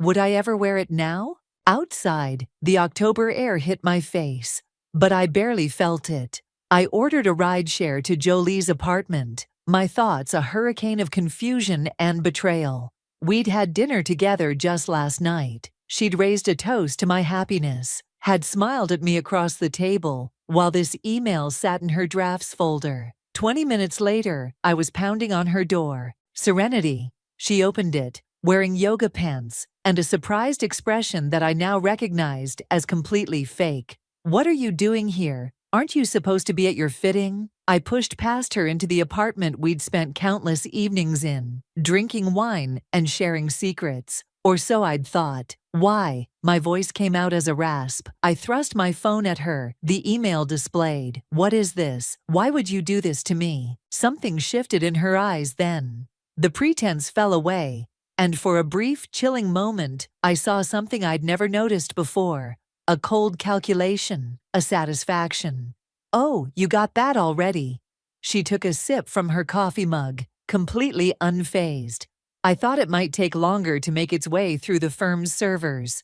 Jolie, these are lies. You know they're lies. My voice rose, desperation clawing at my throat. Reagan, the partners, you sent this to everyone who matters in my life. She set her mug down carefully on the coffee table. Are they lies, though, or just truths no one has been willing to see about you? What are you talking about? We've been friends for 15 years. And for 15 years, I've watched you get everything handed to you. Her voice remained eerily calm. The Westlake case should have been mine. The senior partnership track should have been mine. Reagan should have been mine. The room seemed to tilt sideways. Reagan, what does he have to do with this? Her smile then, I'll never forget it. Small, satisfied, victorious. He's already called me, you know. So confused, so hurt. Needed someone to talk to. She examined her manicured nails. I'll be there for him. I'm always there for everyone, aren't I? Reliable Jolie, the friend who never gets the spotlight. Tears burned in my eyes, but I refused to let them fall in front of her. You won't get away with this. I already have. She picked up her phone, showing me a text from Reagan. Can we meet? I don't know what to think right now. You should go, she said, walking to the door and opening it. You have an engagement party to salvage, if it's still happening. I walked out, numb with shock, her words echoing in my head. In the hallway, my phone buzzed with a call from Vera. I answered, hearing the hesitation in my mentor's voice. Serenity, we need to talk about this email. The partners are concerned. The first tear fell as the elevator doors closed, carrying me down into a nightmare I couldn't have imagined an hour ago. My life, my career, my future marriage, all of it now balanced on a knife's edge because of a woman I would have trusted with my life. And I had no idea how to fight back. I spent the night in Reagan's arms, but the distance between us stretched wider than the Atlantic. He held me mechanically, his body rigid against mine. The engagement ring on my finger felt heavier than it had yesterday, a weight pulling me down rather than lifting me up. I don't understand how she could do this, I whispered into the darkness. 15 years of friendship, and she just fabricated all of it. Reagan's silence lasted 3 heartbeats too long. The documentation looked pretty detailed. Serenity. I sat up, switching on the bedside lamp. His face was carefully neutral, but his eyes gave him away. Doubt. He was doubting me. You can't seriously believe I would do those things. My voice cracked. Reagan, you know me. He ran a hand over his face. I thought I knew Jolie too. She's been my friend almost as long as she's been yours. And that's exactly why this hurts so much. She's weaponized our friendship. She's using everything she knows about me to make these lies seem plausible. The Westlake case was cleared by ethics review. I cut him off, anger flaring hot in my chest. 3 years ago, you were there. You saw what it did to me. He sat up too, the sheets pooling around his waist. I know, I remember, but the emails she attached are doctored. Reagan, look at me. I grabbed his hands. Do you honestly believe I would risk my entire career by stealing information from your company? That I would betray you like that? His hesitation was brief, but unmistakable. It cut through me like a blade. I need some air, I said, throwing back the covers and grabbing my robe. In the living room, I paced, hugging myself against the chill that seemed to have settled permanently in my bones. Our engagement party was supposed to start in 14 hours. Guests would be flying in. Reagan's parents were already at their hotel downtown. And now this. My phone lit up with a text from Vera. Meeting with senior partners, scheduled for Monday morning. Be prepared to address these allegations directly. Monday, less than 48 hours to salvage my reputation and career. I sank onto the couch, head in my hands. How do you disprove a negative? How do you fight accusations designed specifically to exploit your past vulnerabilities? Serenity. Reagan stood in the doorway, looking exhausted. I'm sorry, this is just a lot to process. For you? I laughed bitterly. My best friend just tried to destroy my life, and my fiancé is questioning whether I'm a liar and a cheat. He came to sit beside me, leaving careful space between us. I'm not questioning you. I'm trying to understand what's happening. What's happening is that Jolie wants to take everything from me, including you. I told him what she'd said about him in her apartment. His face paled. We were never, years ago before you and I met, we went on 2 dates, it was nothing. The revelation hit me like a slap. You dated Jolie, and neither of you ever told me? It wasn't dating, really, just coffee once dinner. There was no chemistry. We agreed to be friends. Apparently she didn't get that memo, I said, my mind racing. This changes everything. Don't you see? This isn't just professional jealousy. She's been carrying this for years. Reagan looked unconvinced. That seems extreme for 2 casual dates 7 years ago. You don't know her like I do. I stood up, energy surging through me, despite my exhaustion. I need to check something. I went to my home office and dug through the bottom drawer of my desk, pulling out an old phone I'd kept as a backup. It still had all my data from 3 years ago, before I'd upgraded. I charged it, waiting impatiently for it to boot up. When it finally came to life, I scrolled through old text conversations with Jolie, particularly around the time of the Westlake case accusations. What I found made my blood run cold. You should be careful with the Westlake files. People are talking. If anyone asks about client meetings, remember you were with me on the 15th. Reagan mentioned his company might be looking at acquisition targets. You didn't hear that from me, though. Little breadcrumbs, dropped so casually I hadn't noticed at the time. Suggestions, implications, creating a paper trail that, taken out of context, could support exactly the narrative she was spinning now. This wasn't spontaneous. She'd been laying groundwork for years. I returned to the living room, where Reagan was staring blankly at his own phone. "She's been planning this," I said, showing him the texts. "Look at the dates. She was setting me up even back then." He read through them, his expression darkening. "This is calculated." "It's worse than that," I said, taking back the phone. "It means she has more. She's been collecting ammunition for years, waiting for the perfect moment to use it." "The engagement party," he said slowly. "The partnership decision next month." I nodded, a chill running through me. The two biggest moments of my personal and professional life. My phone buzzed with a new text. "Unknown number. I have information about Jolie you might find interesting. Meet me at Riverside Park, 7 a.m. tomorrow. Come alone. Ellis, Jolie's ex-boyfriend, the one she'd dated right before the Westlake case." "What is it?" Reagan asked, noticing my expression. I showed him the text. "This could be a trap, or it could be exactly what you need." He took my hand, squeezing it gently. "The first genuine connection since the email. I'm sorry I doubted you, even for a second." It wasn't enough, not yet, but it was something. A crack in the ice between us. "What about the engagement party?" I asked. Reagan's jaw set firmly. "We're having it. We're not giving her the satisfaction of thinking she's won." I leaned against him, exhaustion and determination warring within me. "I need to meet Ellis. He might be the key to understanding what we're really dealing with, and to fighting back against a betrayal I was only beginning to comprehend."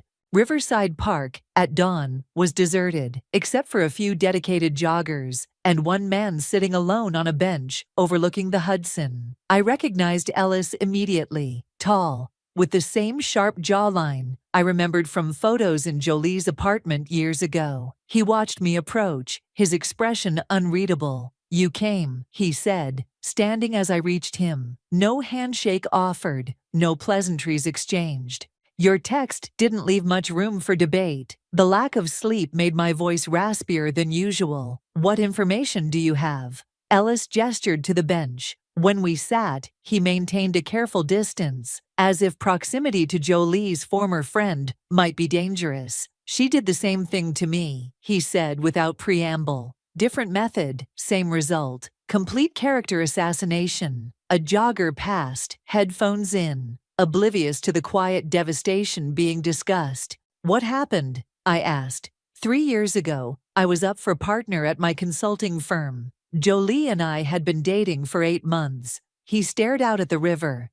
She started dropping hints to colleagues that I had gambling debts, that I'd shared confidential client information with her. None of it true. The timeline clicked into place. That was right before the Westlake case accusations against me. He nodded. "I lost the partnership, then my job, then my apartment." She watched it all happen, offering sympathy while twisting the knife. Why would she do that to someone she was dating? Ellis finally looked at me directly. "Because I broke up with her the week before. She'd been pushing for us to move in together, and I wasn't ready." She smiled, said she understood. 3 days later, my life imploded. My stomach twisted. "And you think she's doing the same to me now?" "I know she is. It's a pattern." He pulled out his phone, scrolled through it. "I've been watching her since what happened to me, collecting evidence. There have been others." He showed me screenshots, social media posts, news articles. 3 other people in our professional circle who'd experienced sudden, inexplicable falls. From grace after crossing Jolie, in some way. Why are you showing me this now? I asked, suspicion creeping in. It's been 3 years. Because she's escalating. The others were practice runs. You're different. His expression hardened. She's obsessed with your life, your success, your fiancé. Reagan told me they went on a couple of dates years ago. Ellis laughed bitterly. Is that what he said? They dated for 3 months. She was in love with him. When he ended it, she was devastated, but hid it completely. I think she's been waiting for the perfect moment to reclaim what she thinks should have been hers. The revelation hit me like a physical blow. Reagan had lied, or at least severely downplayed his history with Jolie. What else wasn't he telling me? I need proof, I said, standing abruptly. Not just stories. If I'm going to fight this, I need concrete evidence. That's why I contacted you. Ellis handed me a USB drive. Everything I've collected is on here, but be careful. Jolie has powerful friends, and she's very good at playing the victim. I pocketed the drive, my mind already racing with possibilities. Thank you. Don't thank me yet. His expression was grim. This won't be easy, and you should know. I tried confronting her directly once. She turned it against me so effectively, I almost believed her version myself. I left Ellis with a new number to contact me on, my thoughts churning as I headed straight to Vera's apartment. If anyone could help me navigate this professionally, it was my mentor. Vera answered the door in a silk robe, coffee already in hand. I was wondering when you'd show up. Her apartment was exactly what you'd expect from a senior partner. Tasteful, expensive, and meticulously organized. She led me to her home office without a word. The partners are taking this seriously, she said once we were seated. Jolie's accusations are specific enough to warrant investigation. They're lies, I said, leaning forward. Calculated, deliberate lies, designed to destroy me at the most vulnerable moment in my career. Vera's expression remained neutral. I believe you, but belief isn't evidence, and the firm needs to protect itself. I have evidence that Jolie has done this before. I placed the USB drive on her desk, and I have texts showing she was trying to set me up years ago. She didn't touch the drive. Be very careful, Serenity. If you make counter-accusations without ironclad proof, you'll look desperate. So I'm just supposed to let her destroy everything I've worked for? No. Vera's voice softened slightly. You're supposed to be smarter than she is. Think like the lawyer you are. I slumped back in my chair. The engagement party is tonight. Half the firm will be there. Reagan's parents. Everyone will have seen that email. Then use it. Vera leaned forward, suddenly intense. Jolie will be watching for signs of your distress. Don't give her the satisfaction. You want me to pretend everything's fine? I want you to understand your opponent. Jolie expects you to either collapse or lash out. Either reaction serves her narrative. Vera stood, walking to her window. What she doesn't expect is for you to remain composed and strategic. I considered this, remembering Ellis's warning about confronting Jolie directly. The Monday meeting with the partners will proceed as scheduled, but how you conduct yourself tonight will set the tone. My phone buzzed, a text from Reagan. My parents want to have brunch, just us. Can you meet at Bellini's at 11? Perfect. An interrogation over mimosas was exactly what I needed today. I need to go, I told Vera, standing. Thank you for seeing me. At the door, Vera caught my arm. One more thing. Be careful with Reagan. I frowned. What do you mean? Jolie's been spending a lot of time at the firm lately. With Sebastian, with the senior partners. Her expression was unreadable. And with Reagan, more than you might realize. The ground seemed to shift beneath my feet again. Are you saying, I'm saying information is power, and you don't have all of it yet? She released my arm. Watch your back, Serenity. From every direction. I left her building with my mind reeling, clutching the USB drive like a lifeline. For the first time, I understood that this wasn't just about surviving Jolie's attack. It was about uncovering how deep the betrayal really went. Bellini's was Reagan's favorite brunch spot, all exposed brick and Edison bulbs. His parents were already seated when I arrived. their posture stiff as church pews. Margaret's smile tightened when she saw me, while Robert didn't bother smiling at all. "Serenity," Margaret said, rising for the obligatory air kiss. "You look tired." "Long night," I replied, sliding into the seat beside Reagan. His hand found mine under the table, but his grip felt perfunctory. "We were just discussing the party tonight," Robert said, studying his menu with unnecessary focus. "Reagan mentioned there might be some workplace complications." I shot Reagan a look. He'd told them. Of course he had. "Nothing that can't be handled," I said, reaching for water to soothe my suddenly dry throat. "Darling, if there are problems at your firm, perhaps postponing would be sensible." Margaret's voice dripped with concern that didn't reach her eyes. "No one would think less of you." That was exactly what they wanted. A quiet cancellation, a gentle withdrawal of their son from a potentially messy situation. The Mays had built their family reputation on appearances and propriety. "The party's happening," I said firmly. "This situation is temporary." Robert lowered his menu. "Reagan tells us a colleague has made some serious allegations. Something about misusing confidential information." "Dad," Reagan warned. "What?" "If she's going to be part of this family, we deserve to know what we're dealing with." I set down my water glass with deliberate care. "What you're dealing with is a calculated attack from someone I trusted. The allegations are false." "Of course," Margaret murmured, not sounding convinced at all. "Though where there's smoke—" "Mom," Reagan interjected. "I'm simply saying that perceptions matter, especially in your position, Reagan. The company board watches everything." The server arrived, saving us from the immediate tension. We ordered, and I excused myself to the restroom, needing a moment to breathe. In the elegant bathroom, I gripped the marble countertop, staring at my reflection. Dark circles shadowed my eyes. I looked exactly like what I was, a woman under siege. My phone buzzed with a text from Ellis. "Check the drive yet? Focus on the folder labeled Patterns." I hadn't had time.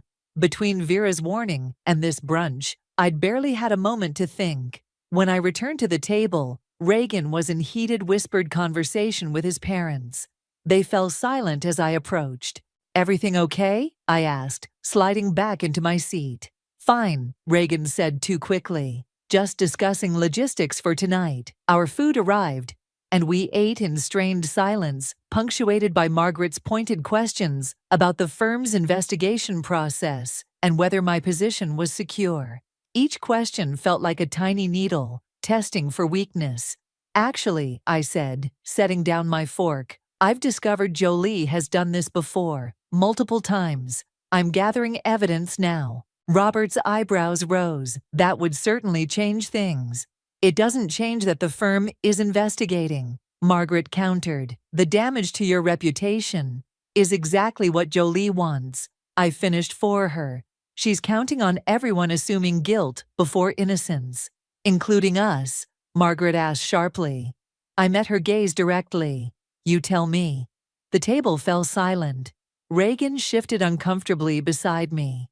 "I think," Robert said finally, "that we should support whatever decision you and Reagan make about tonight." It wasn't exactly a ringing endorsement, but it was something. After brunch, Reagan and I walked in silence toward our apartment. The October air carried the first real bite of autumn. "You didn't tell me your parents knew," I said finally. He sighed. "They called this morning. Someone from the firm had already contacted my father." I stopped walking. "Who?" "Sebastian. Apparently, he's on some charity board with my dad." Sebastian. Vera had mentioned him spending time with Jolie. The connections were multiplying.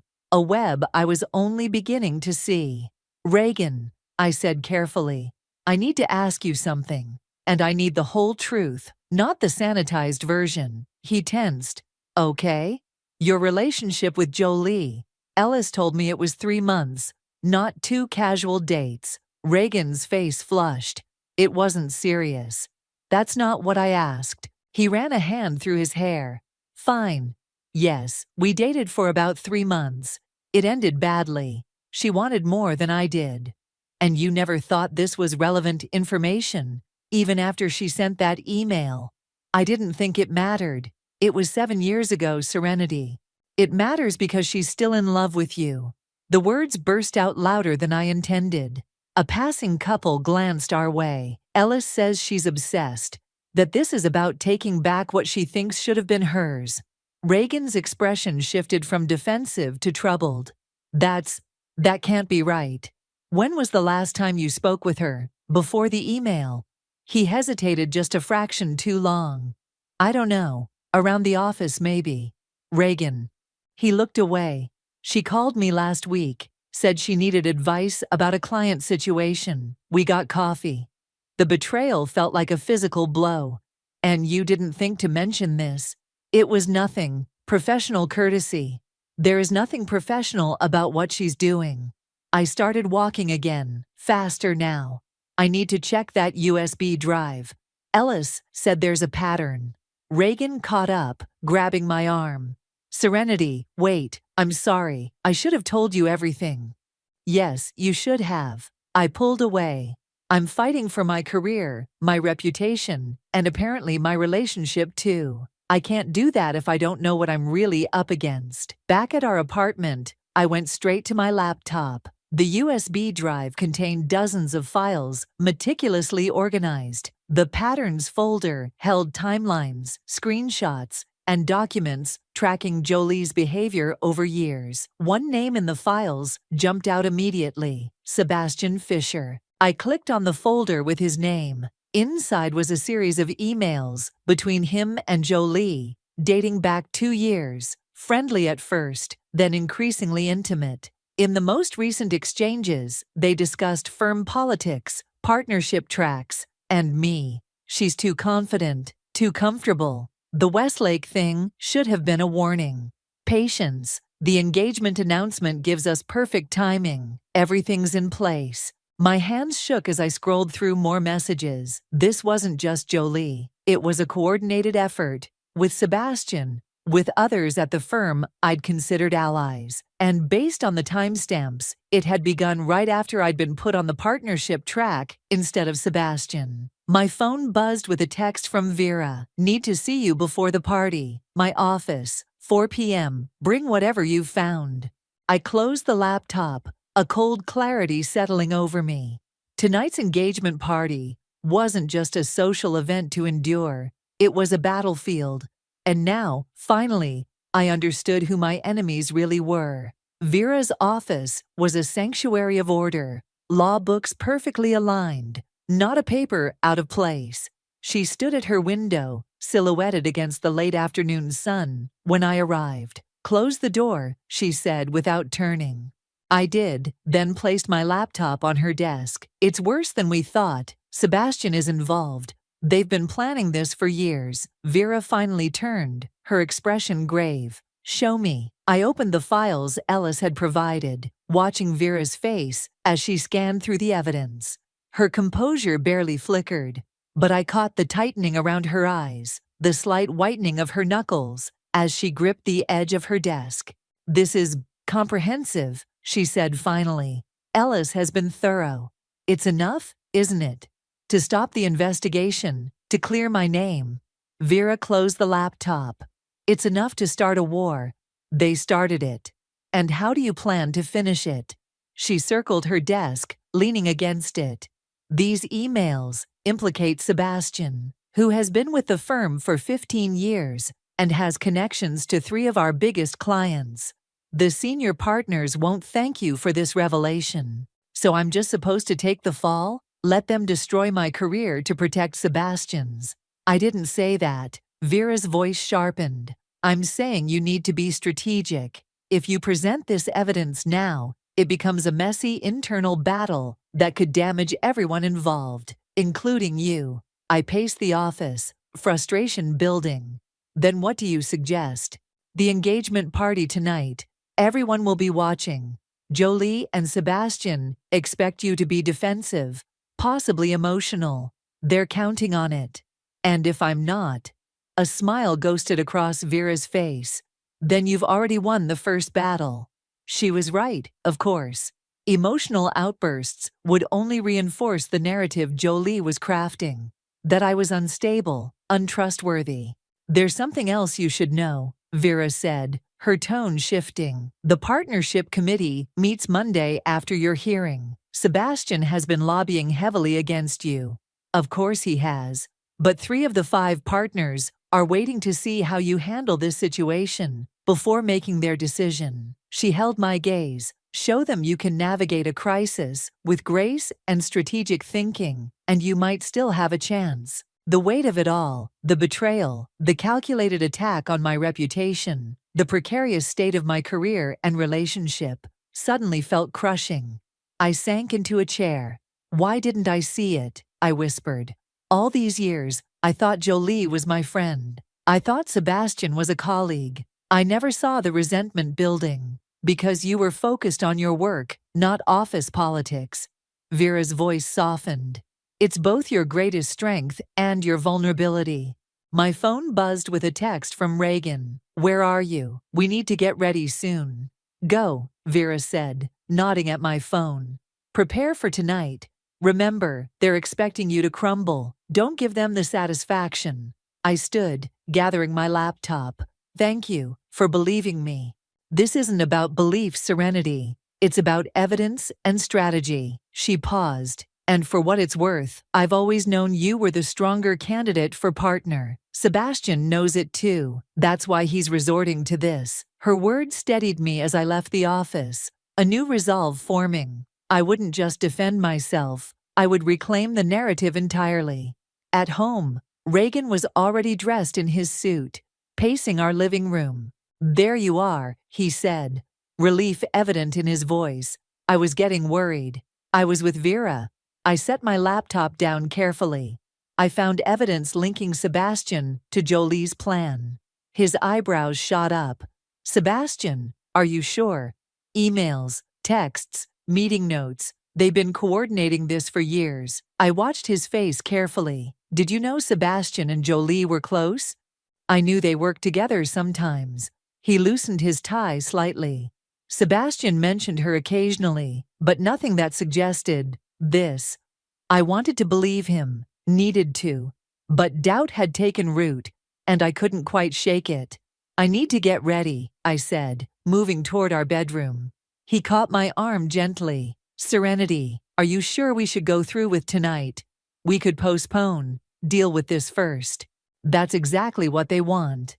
I pulled away. "I'm not giving them the satisfaction." In our bedroom, I unzipped the garment bag containing the dress I'd chosen weeks ago, deep emerald silk that made my eyes look almost golden. As I slipped it on, I felt like I was donning armor. My phone buzzed again. Unknown number. "Be careful tonight. Jolie and Sebastian will both be watching for weakness. They have something planned.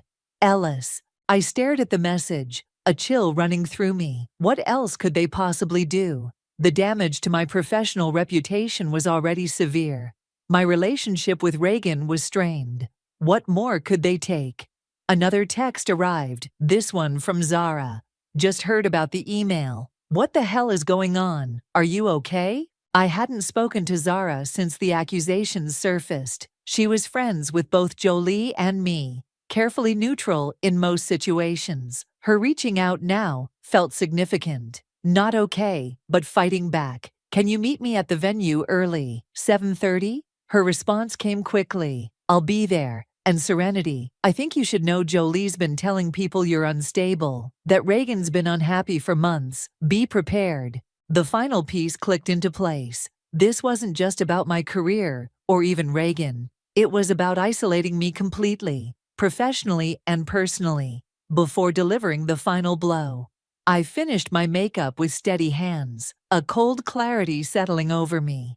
Tonight wouldn't just be about appearances. It would be about turning the tables.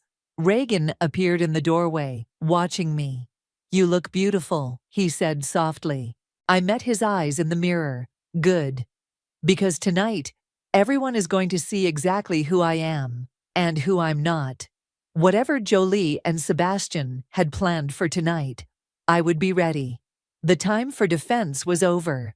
Now I was going on the offensive. The venue glowed with string lights and white roses, a perfect backdrop for celebration. From the outside, no one would guess the emotional minefield waiting within. I arrived early as planned, Reagan silent beside me as we walked through final preparations. "I'll check on the catering," he said, squeezing my hand before disappearing toward the kitchen. I found Zara waiting by the bar, elegant in midnight blue, concern etched across her face. "My God, Serenity," she said, embracing me. "This is insane.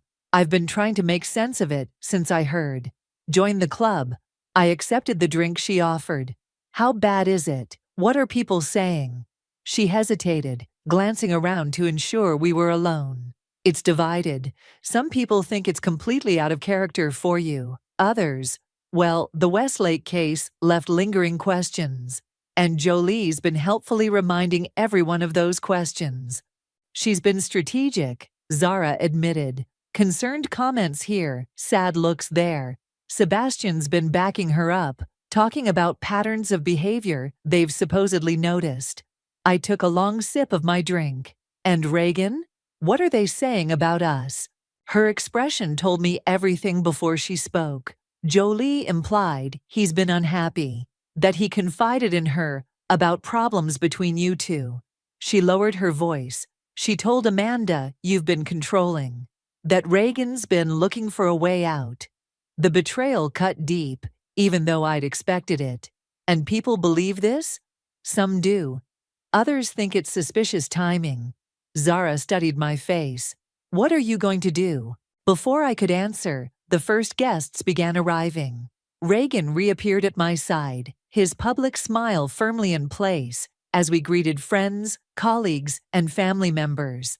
I felt their scrutiny like physical touch, searching glances, whispered conversations that stopped when I approached. An hour in, the room was filled with elegant dresses and tailored suits, champagne flowing freely. I'd maintained my composure through dozens of conversations, each one a careful dance around the elephant in the room. Reagan stayed close, his hand at the small of my back, but I felt the tension in his body. Then Jolie arrived. She wore white, not bridal white, but close enough to make the statement clear. Sebastian entered just behind her, his hand briefly touching her lower back, in a gesture of intimacy that confirmed everything Ellis's files had suggested. "Breathe," Zara whispered beside me. "Don't give her what she wants." Jolie made her way through the crowd, accepting hugs and kisses, playing the role of supportive friend perfectly. When she finally approached us, her smile was a masterpiece of sympathetic concern. "Serenity, Reagan," she said, embracing each of us. "I'm so glad you decided to go ahead with tonight." "Wouldn't have missed it," I replied, my voice steady, "especially since it gives me the chance to thank everyone who's shown their true colors this week." Her smile faltered slightly. "I can imagine how difficult this has been. If you need anything at all." "Actually," Reagan interrupted, his voice carrying just enough to draw attention from nearby guests, "we were hoping to speak with you privately, Jolie. And Sebastian, too, if he's available." I glanced at him, surprised. This wasn't part of our plan. "Of course," Jolie said smoothly, "though I'm not sure what Sebastian has to do with anything." "I think you do," I said quietly. "The terrace, in 5 minutes?" She nodded, her composure perfect, except for the slight tightening around her eyes. As she walked away, I turned to Reagan. "What are you doing?" "Ending this," he said firmly. "I'm tired of watching you suffer while they play games. We agreed to keep things civil tonight." That was before I saw her walk in wearing white, looking at you like she's already won. His jaw tightened. "I've been too passive in all this." "Not anymore." The determination in his voice should have reassured me. Instead, it triggered a warning bell. Reagan wasn't a confrontational person by nature. This sudden boldness felt rehearsed. On the terrace, the October night air carried a biting chill. Sebastian arrived first, drink in hand, his expression carefully neutral. "Quite the party," he said. "Though I'm surprised you went through with it, given the circumstances." The circumstances being the coordinated character assassination you and Jolie orchestrated. I kept my voice low, controlled. He didn't flinch. That's a serious accusation. I have the emails, Sebastian, between you and Jolie, planning this for years. Something flickered across his face. Surprise, quickly masked. I don't know what you think you have. We have everything. Reagan cut in. Every message, every meeting note. Ellis has been quite thorough. Sebastian's composure cracked. Ellis, that unstable ex of Jolie's, you're trusting him.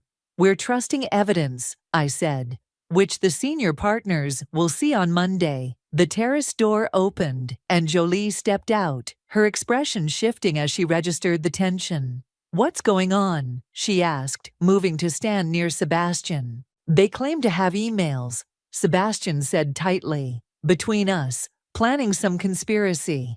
Jolie's laugh sounded forced. That's absurd. Sebastian and I barely know each other outside of work. Stop lying, Reagan snapped with unexpected vehemence. It's over, Jolie. The games, the manipulation, all of it. She stared at him, something raw and desperate flashing across her face. Reagan, you don't understand. She's not who you think she is. Neither are you. He stepped closer to me, his arm sliding around my waist.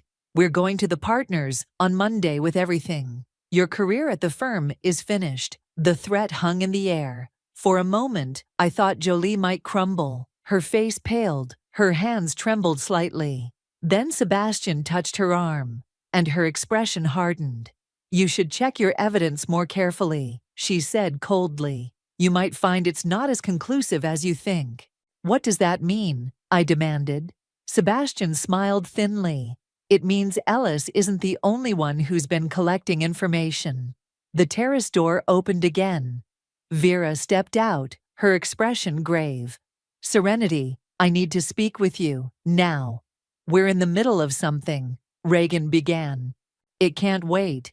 Vera's voice left no room for argument. Your office has been searched. Files are missing. Confidential client information. Security footage shows you accessing the building at 2 a.m. last night. The world seemed to tilt beneath my feet. That's impossible. I was home all night. I was with her, Reagan insisted. Vera's gaze was piercing. All night? You didn't leave at any point. Reagan hesitated, just a fraction of a second, but enough. I went for a run early this morning, but Serenity was asleep. The pieces clicked together with sickening clarity. The sudden boldness, the eagerness to confront Jolie and Sebastian, the careful positioning as my defender. You set me up, I whispered, stepping away from him. All of you. Reagan reached for me. Serenity, no. Don't touch me. I backed away, looking between the three of them. Jolie's satisfied smirk, Sebastian's calculated neutrality, and Reagan's desperate attempt at innocence. Vera moved to my side. We should go. Now. As she led me away, I heard Jolie's voice behind us. I tried to warn everyone about her. Such a shame it had to come to this. The engagement party continued inside, oblivious guests laughing and celebrating a union that had just shattered beyond repair. And somewhere in that crowd, evidence had been planted that would destroy what remained of my career. Unless I could find it first. Vera pulled me into an empty conference room off the main hall, closing the door on the sounds of celebration. Tell me you weren't at the office last night, she demanded. I wasn't. I was home with, the words died in my throat, with Reagan, who had apparently betrayed me in ways I was only beginning to understand.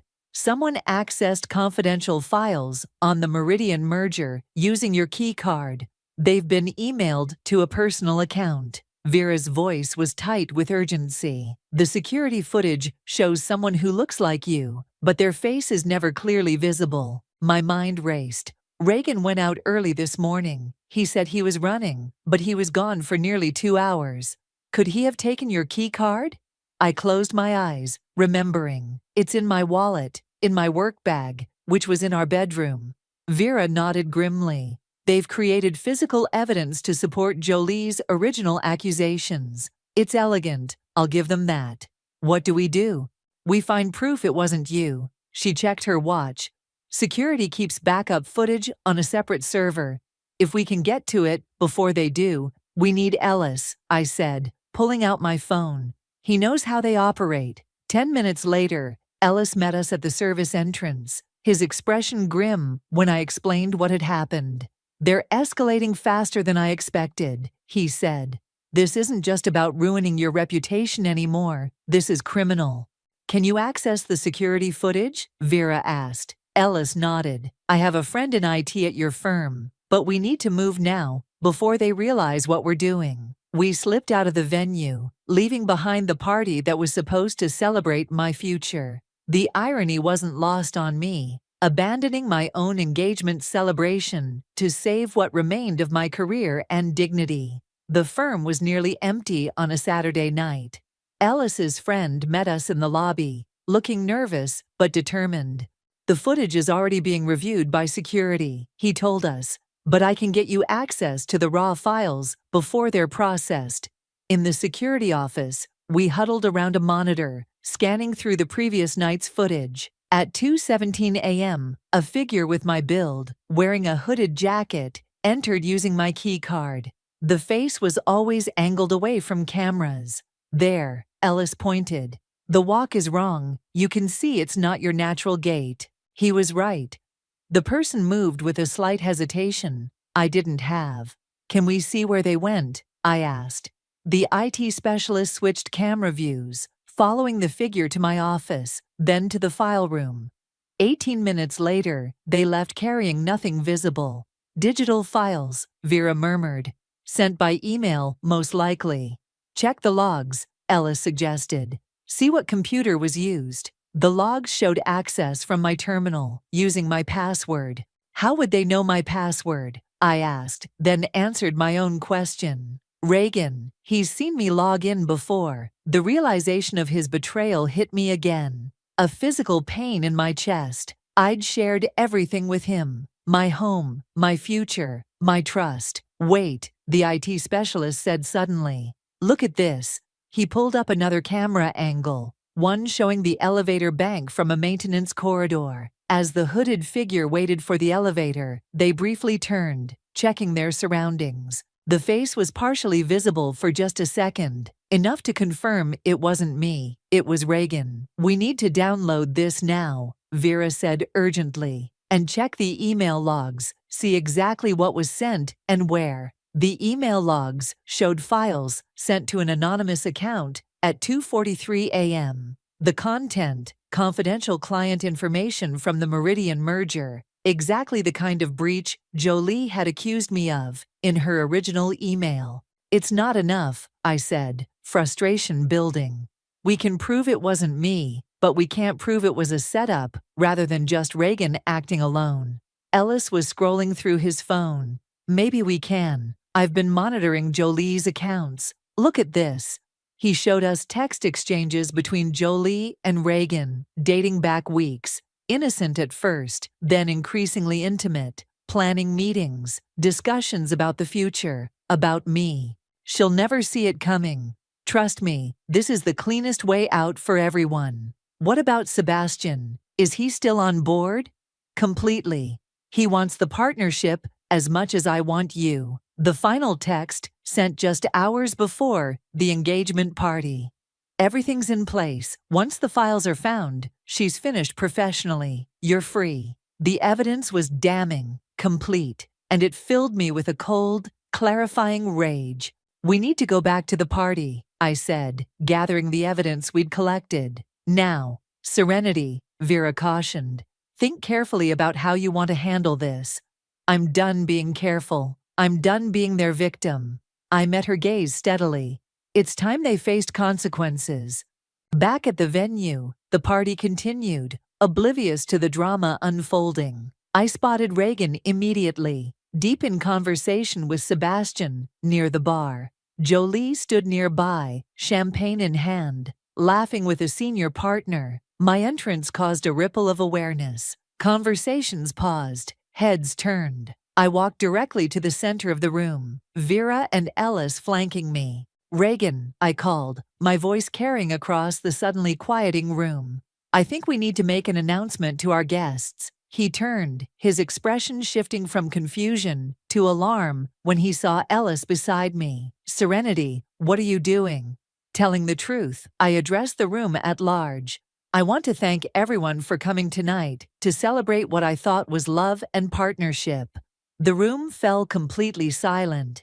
Jolie moved closer to Sebastian, her smile fading. Instead, I've discovered what real betrayal looks like. I held up my phone, displaying the security footage. This is footage from our firm last night. That's my fiancé. My voice caught on the word, stealing confidential information, using my credentials to frame me for exactly what Jolie accused me of in her email. Gasps and murmurs rippled through the crowd. Reagan stepped forward, panic in his eyes. Serenity, you're not thinking clearly. I've never been clearer. I cut him off. We also have the texts between you and Jolie. Planning all of this for weeks. Jolie pushed through the crowd, her composure cracking. This is ridiculous. You're just trying to deflect from your own actions. Am I? I turned to the gathered guests. The senior partners are here tonight. So are representatives from our biggest clients. Should we let them decide who's telling the truth? I nodded to Ellis, who connected his phone to the venue's display system. The texts between Jolie and Reagan appeared on the large screen for everyone to see, followed by emails between Sebastian and Jolie discussing how to undermine me. The evidence was undeniable, damning, complete. Sebastian was the first to break, turning on Jolie. You said this was foolproof, that no one would trace it back to us. Shut up, she hissed. But it was too late. Reagan stood frozen, his face ashen, as his parents stared at him in horror. When he finally spoke, his voice was barely audible. Serenity, I can explain. No, I said, my voice steady despite the storm inside me. You don't get to explain. You don't get to speak to me at all. I turned to face the room. These people who had gathered to celebrate a union built on lies. But instead of the humiliation Jolie had planned for me, they were witnessing her downfall, and Reagan's, and Sebastian's. The party's over, I announced, removing my engagement ring and placing it on a nearby table, in more ways than one. As I walked out, head high, I felt lighter than I had in days. The weight of betrayal remained, but something else had taken root alongside it. The certainty that I had reclaimed my truth, and with it, my power. Monday morning arrived with the crisp clarity that follows a storm. The firm's conference room, usually a place of strategy and negotiation, had been transformed into a tribunal. 5 senior partners sat along one side of the polished table, their expressions carefully neutral. Across from them, I sat alone. No Vera beside me, no allies, just me, a stack of evidence, and the truth. Ms. Harper, the managing partner began. We've reviewed the material you submitted yesterday, and the incident at your engagement party has certainly raised questions about the original allegations against you. I nodded, keeping my expression composed, despite the churning in my stomach. I appreciate the opportunity to present my side. Before we continue, he said, glancing at his colleagues, you should know that Jolie Pearson submitted her resignation this morning. Sebastian Fisher has requested a leave of absence. A small victory, but not enough. Not yet. And the investigation into my alleged misconduct? The partners exchanged glances. That's why we're here. The door opened, and Vera entered. Her timing perfect as always. She took the seat beside me without explanation. I believe, she said calmly, that you'll find the security footage and email logs I provided conclusively prove that Serenity was not responsible for the data breach. In fact, they prove a deliberate attempt to frame her. We've seen the evidence, the managing partner acknowledged. What concerns us is the public nature of how this situation was handled. Of course, not the betrayal or the conspiracy, but the fact that I'd exposed it publicly. Image above integrity, the unwritten rule of corporate law. With respect, I said, leaning forward. I didn't create the public nature of this situation. Jolie's original email was sent to the entire senior partnership. My reputation was attacked publicly. My response was proportional. Nevertheless, another partner interjected. Clients expect discretion. The Meridian merger team has expressed concerns about continuing with our firm, given these dramatics. Vera cleared her throat. Actually, I spoke with Meridian's CEO this morning. They're requesting Serenity remain as lead counsel. They were impressed by her handling of the situation. Surprise rippled across the partners' faces. I kept mine carefully neutral, though this was news to me as well. The partnership vote is scheduled for Friday, the managing partner said, after a moment. Given these developments, we'll need to reassess the candidates. I'm withdrawing my name, I said. The statement landed like a stone in still water. Even Vera looked startled. Serenity, she murmured. Think carefully. I have. I met each partner's gaze in turn. I've spent years believing partnership at this firm was the ultimate measure of success. Recent events have clarified my priorities. If this is about the investigation, one partner began. It's about integrity, I cut in. Mine and this firm's. You were ready to believe the worst of me based on accusations without evidence. That speaks volumes about the culture here. I stood, gathering my materials. I'll complete the Meridian merger, as promised. After that, I'll be tendering my resignation. The silence that followed me out of the conference room felt like victory. Vera caught up to me at the elevator. That was either the bravest or stupidest career move I've ever witnessed. Possibly both, I admitted. You know they were going to clear you. Probably offer you partnership to avoid a lawsuit. The elevator arrived with a soft chime. I stepped inside, holding the door. I don't want a partnership offered out of fear or obligation. And I'm not interested in lawsuits. Then what do you want? The question hung between us as I considered my answer. 3 days ago, I would have said partnership, marriage to Reagan, the life I'd carefully planned. Now those plans lay in ruins. Yet I felt strangely liberated. To rebuild on my own terms, I said finally. Vera's expression softened. For what it's worth, I think you're making the right choice. And when you're ready, I'd like to talk about some possibilities. Possibilities.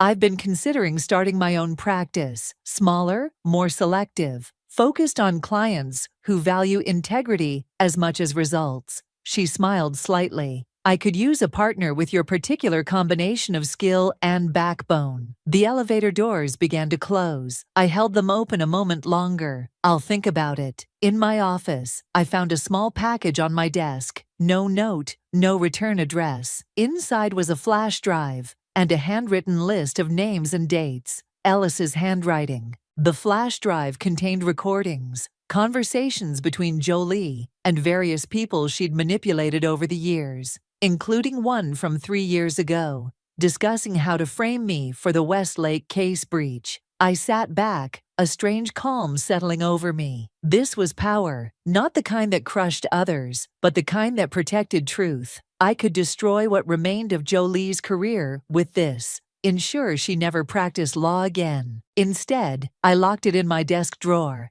Some weapons are more powerful unfired, held in reserve as protection rather than wielded for revenge.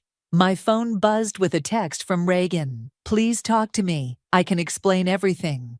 I deleted it without responding. Some betrayals move beyond explanation. Another text arrived, this one from Zara. Drinks tonight? No agenda, just support. I smiled slightly. Yes. Could use a friend right now. Her response came quickly. You've always had more than you realized. 7 p.m. at Marlowe's? As I typed my reply, Ellis called. Did you get the package? I did, thank you. What will you do with it? I considered the question carefully. Keep it safe. Use it only if necessary.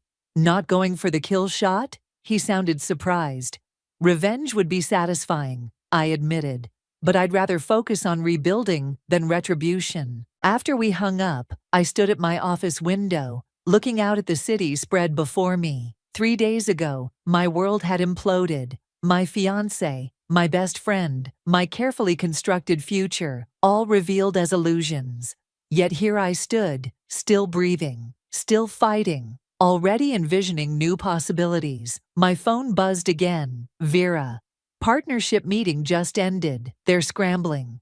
3 clients have called asking specifically for you. Your position is stronger than you realize. I smiled at that. She was right, but not in the way she meant. My strength wasn't in leverage or negotiation tactics. It was in finally seeing clearly both the betrayal and the opportunity it created. The engagement ring Reagan had given me sat in my desk drawer, next to Ellis's flash drive. 2 symbols of paths not taken. I closed the drawer firmly. Some people spend their lives looking backward, nursing grievances and plotting revenge. Others move forward, carrying their scars as armor rather than anchors. I chose the latter, not because I'd forgotten the betrayal, but because I refused to let it define me. The woman who had received Jolie's email days ago would have crumbled under the weight of such deception. The woman I'd become would use it as foundation stones for something stronger, more authentic, something that was entirely mine.